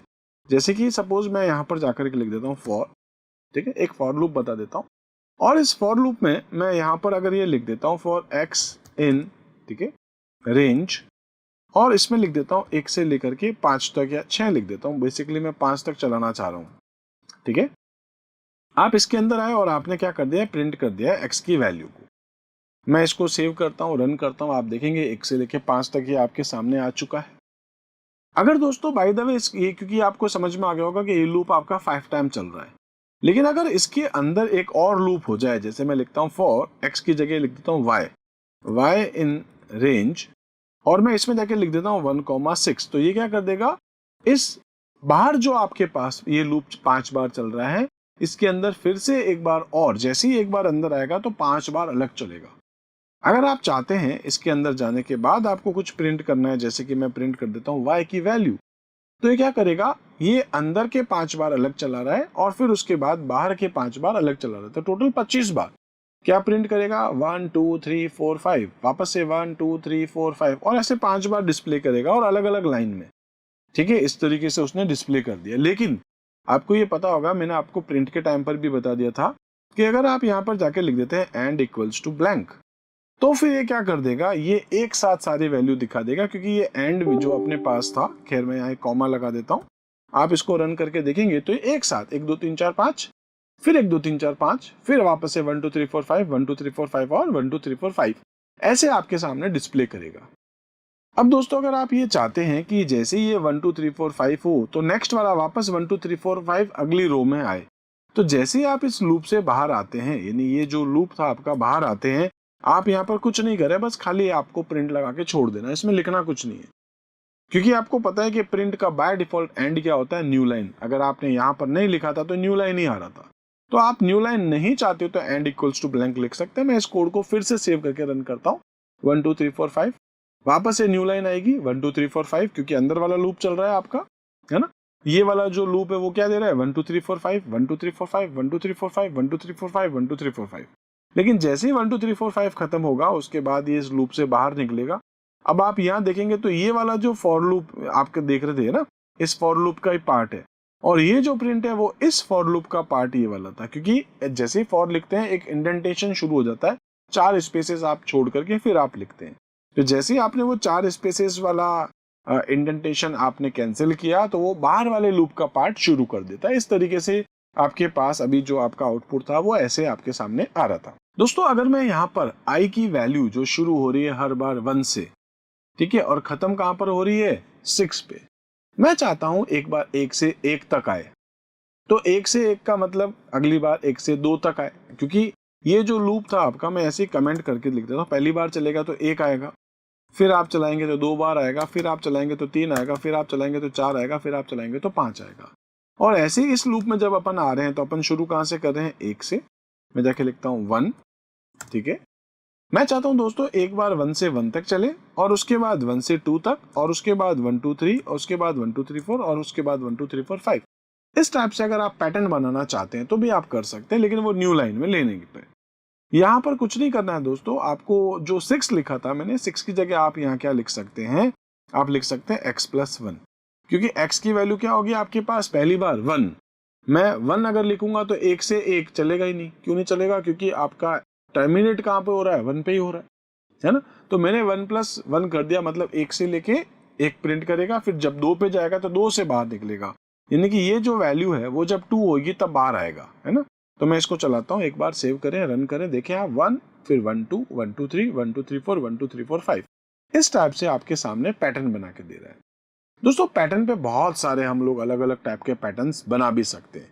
सपोज अगर मैं यहाँ पर इसको ये कह देता हूँ, सपोज जैसे आप इसको देखिएगा, आप भी बनाना, मैं इसको एक बार कर देता हूँ 0 से शुरू करना है मुझे, और सपोज मैं यहाँ पर लेना चाह रहा था 10, ठीक है। अब यहाँ ऊपर में जाके क्या करता था, एक वेरिएबल बना देता हूँ जिसका नाम रख देता हूँ मैं, सपोज s इक्वल्स टू, ठीक है, और मैं लिख देता हूँ इसके अंदर स्कोर शाला, ठीक है, स्कोर शाला, इस टाइप से लिखा है मैंने। x इन रेंज 0 से लेकर 10 तक जा रहा हूँ, देखें 1 2 3 4 5 6 7 8 9 10 तो है उसकी लेंथ, ठीक है। मैं 0 से 10 जा रहा हूँ, मतलब टोटल कितने हो गए, 10 बार चलेगा, और जैसे 10 आएगा बाहर आ जाएगा, मतलब इसकी इंडेक्सिंग कहाँ से शुरू हो रही है, 0 1 2 3 4 5 6 7 8 और 9, जैसे ही 10 पे जाएगा बाहर निकल जाएगा। मैं दोस्तों इसके अंदर जाकर के जो प्रिंट करना चाह रहा था, ठीक है, सब कुछ सेम चल रहा है, आपको यहाँ पे भी कहाँ से शुरू करना है, 0 से लिखेंगे, और सपोज यहाँ पर आप जो प्रिंट करना चाह रहे थे, ठीक है, मैं यहाँ पर क्या लिख देता हूँ, प्रिंट कर देता हूँ s ऑफ सपोज y, ठीक है, s ऑफ y का मतलब क्या हो गया कि s तो हो गया आपके पास वो जहाँ स्कोर शाला लिखा था। जैसे मैं एक काम करता हूँ, पहले आपको केवल y डिस्प्ले करा के दिखा देता हूँ ताकि आपको थोड़ा और अच्छे से समझ में आएगा। देखिए इसका डबल कोट्स मुझे क्लोज करना है, मैं करके उसके बाद रन करता हूँ, आप देखेंगे 0 देन 0 1 देन 0 1 2 0 1 2 3, तो ये जो नंबर आपके पास आ रहे हैं 0 से लेके लास्ट 9 तक, या 0 से लेके 5 तक, या 0 से 4 तक, ये मैं s ऑफ 0 मान लेता हूँ। s ऑफ 0 मतलब s। फिर अगर आप s ऑफ, अब क्योंकि 0 के बाद नेक्स्ट 1 वाला आएगा, तो यहाँ आपके पास आएगा s, यानी स्कोर शाला SCO, इस टाइप से आपके सामने आएगा। तो आप यहाँ पर क्या कर देंगे, ये जो y लिखा है इसमें आपको क्या लिखना है, s ऑफ y से तो नंबर आ ही रहा है, इंडेक्सिंग। अगर आप रन करेंगे दोस्तों, आपके सामने जो भी आप स्ट्रिंग डालेंगे उसके हिसाब से आता जाएगा। अब देखिए ये तो आपको समझ में आ गया होगा, एक पैटर्न है, बहुत आसान पैटर्न है। मैं यहाँ पर अगर कोई दूसरा नाम लिखना चाहता हूँ, जैसे इस बार मैं यहाँ पर मैं अपना नाम लिख देता हूँ, लाइक सुरेन। दोस्तों अगर मैं यहाँ पर डिस्प्ले करूंगा तो थोड़ा सा गड़बड़ हो जाएगा, देखेंगे क्या, जैसे क्योंकि मैंने जो लेंथ डाली थी वो SUREN तक तो था, जैसे ही वो उसके बाद नेक्स्ट जाएगा, लाइक 0 1 2 3 4 तक तो था, 5 6 7 8 9 है ही नहीं, तो इसलिए वहां के आ गई आपके पास एक एरर आ गई। और एरर मैं आपको बता चुका था, इंडेक्स एरर, जो कि हम लोग डिस्कस कर चुके थे यहाँ डिबगिंग में, ठीक है। खैर, तो अगर मैं ये चाहता हूं कि अपनी लेंथ, अपनी जो वैल्यू है वहीं तक ही चले, जैसे यहाँ 10 की जगह मैं कुछ और लिखना चाहूंगा, 5 अगर कैरेक्टर है तो 5 बार चले, 10 है तो 10 तक चल जाए, ऐसे कुछ, तो मैं यहाँ एक वेरिएबल ले रहा हूँ जिसका नाम है l, ठीक है। l की जगह l+1 लिख दूंगा, क्योंकि l के अंदर अपन क्या लिख देंगे, len of s। Len of s का मतलब है ये जो s जिसमें आपने सुरेन लिखा था उसकी लेंथ कितनी है ये फंक्शन बताएगा। तो कितनी है दोस्तों आपके पास, 1 2 3 4 5, तो ये l का मतलब है 5। अब ये अगर मैं लिखता हूँ 0 से, इसको +1 को हटा देता हूँ, मीनिंगफुल नहीं रहेगा, खैर, तो 0 से शुरू कर रहे हैं और l तक जा रहे हैं, मतलब 0 देन 1 देन 2 देन 3 देन 4, ठीक है। तो ऐसे चलेगा। अगर आप इसको सेव करके रन करेंगे तो इस बार कंप्लीट सुरेन आ गया। अब दोस्तों अगर आप सुरेन की जगह यहाँ कुछ और नाम लिख देते हैं, जैसे कि आप यहाँ जाके लिख देते हैं जोधपुर, ठीक है, तो इस बार दोस्तों ये उसके जो कैरेक्टर्स है उसके हिसाब से ऑटोमेटिक काउंट करके चलाएगा। अगर यहाँ आप में से किसी का नाम है, लाइक सपोज मैं लिख देता हूँ यहाँ पर, ठीक है, मैं किसी का नाम लिख देता हूँ ऐसे ही, लाइक मैं लिख देता हूँ यहाँ पर नीरज, तो वो उसके अकॉर्डिंग चल जाएगा। और अगर मैं यहाँ पर एक छोटा नाम लिख देता हूँ, जैसे मैं नाम लिख देता हूँ यहाँ पर विनय, ठीक है, तो विनय के हिसाब से चल जाएगा। दोस्तों आप यहाँ पर ये भी कर सकते हैं कि ये जो नेम है वो यूजर से रीड करा ले, तो आप लिख सकते हैं s equals to input enter your name, ठीक है। इस टाइप से भी अगर आप चलाएंगे तो यूजर अपना नाम डालेगा और उसकी लेंथ पता करेंगे और उसकी लेंथ तक अपन एक पैटर्न प्रिंट कर देंगे। तो आप कोई भी नाम लिख सकते हैं, यहाँ पर आप नाम लिख सकते हैं अविनाश, ठीक है, नाश, तो आप देखेंगे इस बार अविनाश डिस्प्ले हो गया। और अगर आप इस बार कोड ये वापस रन करेंगे और आप यहाँ जाके लिख देंगे कनक, तो यहाँ आपको दिखेगा कनक। ठीक है, इस टाइप से हम लोग यहाँ बहुत सारे पैटर्न बना सकते हैं। दोस्तों ये पैटर्न समझ में आया अगर आपको, तो आप अपने हिसाब से कुछ और भी पैटर्न बना के देखिएगा। आपकी बुक में भी कुछ पैटर्न्स हैं। हालांकि मैंने बड़ा सिंपल सा एक पैटर्न आपको समझाने की कोशिश करी है। हो सकता है आगे मैं आप लोगों के लिए कुछ और वीडियोस भी बनाऊं, उसमें हम लोग बात कर सकते हैं कंप्लीट कुछ पैटर्न्स को लेकर के। तो इस तरीके से अभी हम लोगों ने जो डिस्कस किया है वो था अपने पास फॉर लूप। इसके साथ साथ दोस्तों हमारे पास एक और टाइप का लूप होता है जिसका नाम है अपने पास व्हाइल। ठीक है, तो हम लोग यहाँ लिख सकते हैं व्हाइल। व्हाइल अपने पास एक लूप होता है। लूप जो होते हैं दोस्तों कोई भी हो, चाहे वो फॉर लूप हो चाहे व्हाइल लूप हो, उसमें तीन चीजें होती है। आप शुरू कहाँ से कर रहे हैं उसको अपन बोल सकते हैं इनिशियलाइजेशन। ठीक है, आपके पास एक होता है इनिशियलाइजेशन, दूसरा आपके पास होता है कंडीशन जहां पर आपको रोकना है, और तीसरा आपके पास होता है जिसको अपन री इनिशियलाइजेशन भी बोल सकते हैं, यानी कि अपडेशन। तो तीन चीजें के ऊपर ये अपना लूप काम करता है। तो मैं एक काम करता हूँ, लिख देता हूँ x इक्वल्स टू 1। x की वैल्यू अपन एज्यूम करें अभी क्या है यहाँ पर अपने पास 1। फिर मैं लिखता हूँ व्हाइल, जब तक ये लूप चले, जब तक कि x की value is less then or equals to 10 हो तब तक। इसमें अपन को क्या करना है, सिंपल है, प्रिंट करना है x की वैल्यू। ठीक है, और इसके बाद जो आपको लिखना पड़ेगा x equals to x plus 1। अब इसमें हो क्या रहा है पहले अपन ये समझते हैं। हमने एक वेरिएबल बनाई जिसका नाम है आपके पास x और उसकी वैल्यू अभी क्या है 1। इस लाइन के आने के बाद आप आ जाते हो लूप के इस वाले पार्ट पे, ये होती है आपके पास कंडीशन। दोस्तों कंडीशन अगर आपके पास ट्रू होगी तो ही आप ये अंदर वाले पैनल पे या अंदर वाले जो पोर्शन है इस पे आप आते हैं, जो भी इसके अंदर काम है। अगर कंडीशन फॉल्स है तो आप अंदर नहीं आएंगे, आप सीधे वापस बाहर चले जाएंगे। अंदर आएंगे तो ये क्या करेगा, कंडीशन क्योंकि चेक कर रहा था कि जो 1 है क्या वो 10 से छोटा है, हाँ बिल्कुल, तो आप यहाँ पर क्या करेंगे, उसको प्रिंट कर देंगे। x की वैल्यू जो 1 थी 1 प्रिंट हो जाएगा। न्यू लाइन में आता है आपको पता है प्रिंट के बाद, और उसके बाद x equals to x plus 1। मतलब x की जो वैल्यू आपके पास 1 थी अभी उसकी वैल्यू क्या कर देगा 2 करने के बाद वो आएगा इस लाइन पर और वापस से ये ऊपर जाएगा और यहाँ आके कंडीशन चेक करेगा while x is less than 10, क्या अभी जो 2 है 2 is less than equals to 10, condition true है, अंदर आएगा, प्रिंट कर देगा 2 और इसकी वैल्यू कर देगा 3। वापस ऊपर आएगा, फिर से कंडीशन चेक करेगा, 3 is less than equals to 10, condition true, 3 print करेगा, इसकी वैल्यू कर देगा x की 4। वापस ऊपर जाएगा, चेक करेगा, 4 is less than equals to 10, condition अभी भी ट्रू, प्रिंट कर देगा, फिर कर देगा 5। ऐसे 6, 7, 8, 9 और 10 को प्रिंट कर देगा, उसके बाद आके करेगा 11 और ऊपर आके चेक करेगा 11 is less than equals to 10, condition false, आप इस लूप से बाहर। तो आप देखेंगे इसको सेव करने के बाद जब रन करेंगे आपके सामने डिस्प्ले क्या हो रहा है 1 से लेकर के 10 तक। ठीक है, तो ये भी आपके पास एक तरीका है, आप व्हाइल लूप को भी यूज कर सकते हैं। और आप चाहें तो यहाँ पर इस x को जब आप प्रिंट करते हैं मल्टीप्लाई, आप कोई भी एक नंबर लिख दीजिए, जैसे सपोज मेरे माइंड में 45 आया, आप इस कोड को रन करके देखेंगे तो 45 की टेबल है ये। आप इसी टाइप से यहाँ पर कुछ और नंबर ले लें लाइक 6, तो 6 की टेबल आ जाएगी आपके पास। इसी टाइप से आप अगर कोई फैक्टोरियल नंबर लेना चाहते हैं जहां तक का, जैसे कि अगर आपको 5 तक का फैक्टोरियल चाहिए, ठीक है, तो आप यहाँ पर क्या कर सकते हैं, x जो आपके पास वैल्यू है, ठीक है, यहाँ अभी मैं फिलहाल प्रिंट नहीं कर रहा हूं, मैं यहाँ पर क्या कर देता हूँ एक वेरिएबल बना देता हूँ सम। खैर मैं आपको थोड़ा और अच्छे से समझा देता हूँ। मैं सपोज चाहता हूँ दोस्तों 1 से लेकर 10 तक का सम लेना, तो आपको क्या करना होगा, x equals to 1 while x is less than equals to 10। ठीक है, मैं यहाँ पर एक कंडीशन लगा देता हूँ और फिर इसके अंदर जाकर के अपन क्या लिख देंगे, तो x equals to x plus 1। ठीक है, लेकिन इसके बीच में करना क्या है, तो दोस्तों 1 से शुरू हो रहा है 10 तक जा रहा है, 1 2 3 4 5 6 7 8 9 10, जैसे 11 हुआ लूप से बाहर। अब इस लूप में करेंगे क्या, तो मैं एक वेरिएबल बना देता हूँ सम, जिसकी बाय डिफॉल्ट वैल्यू है आपके पास 0। आप कुछ भी नाम ले सकते हैं, मैं s भी लिख सकता हूँ क्योंकि सम नाम का फंक्शन भी होता है, तो मैं इसलिए यहाँ पर अवॉइड कर रहा हूँ सम लिखने के लिए, आप s लिख सकते हैं। तो मैं मान के चलता हूँ s की बाय डिफॉल्ट वैल्यू क्या है 0 है, अभी s में कुछ भी नहीं है। लेकिन जैसे ही आप इसके अंदर आएंगे, इस लूप के अंदर आएंगे आप, तो मैं यहाँ क्या कर दूंगा, s इक्वल्स टू s 0, यानी कि s की वैल्यू क्या है 0 प्लस x। ठीक है, तो x की वैल्यू क्या है आपके पास 1, 0 प्लस 1 क्या हो जाएगा 1। अगली बार जब ये लूप आएगा तो x की वैल्यू हो जाएगी 2, तो 2 प्लस 1 3 प्लस आपके पास 3 plus 4 plus 5 plus 6 plus 7 plus 8 plus 9 plus 10, जहां तक आप लेना चाहें वहां तक का आपको सम देखने को मिल जाएगा। और जैसे ही आप लूप से बाहर आएंगे आपको क्या कर देना है, यहाँ पर मैं लिख देता हूँ एक मैसेज, वो लिख देता हूँ सम इज, ठीक है। और जो सम है वो किस में आपके पास है, एस नाम की वेरिएबल में। आप इसको सेव करें, रन करें, आप देखेंगे 1 से लेकर के 10 तक का सम आपके पास होता है 55।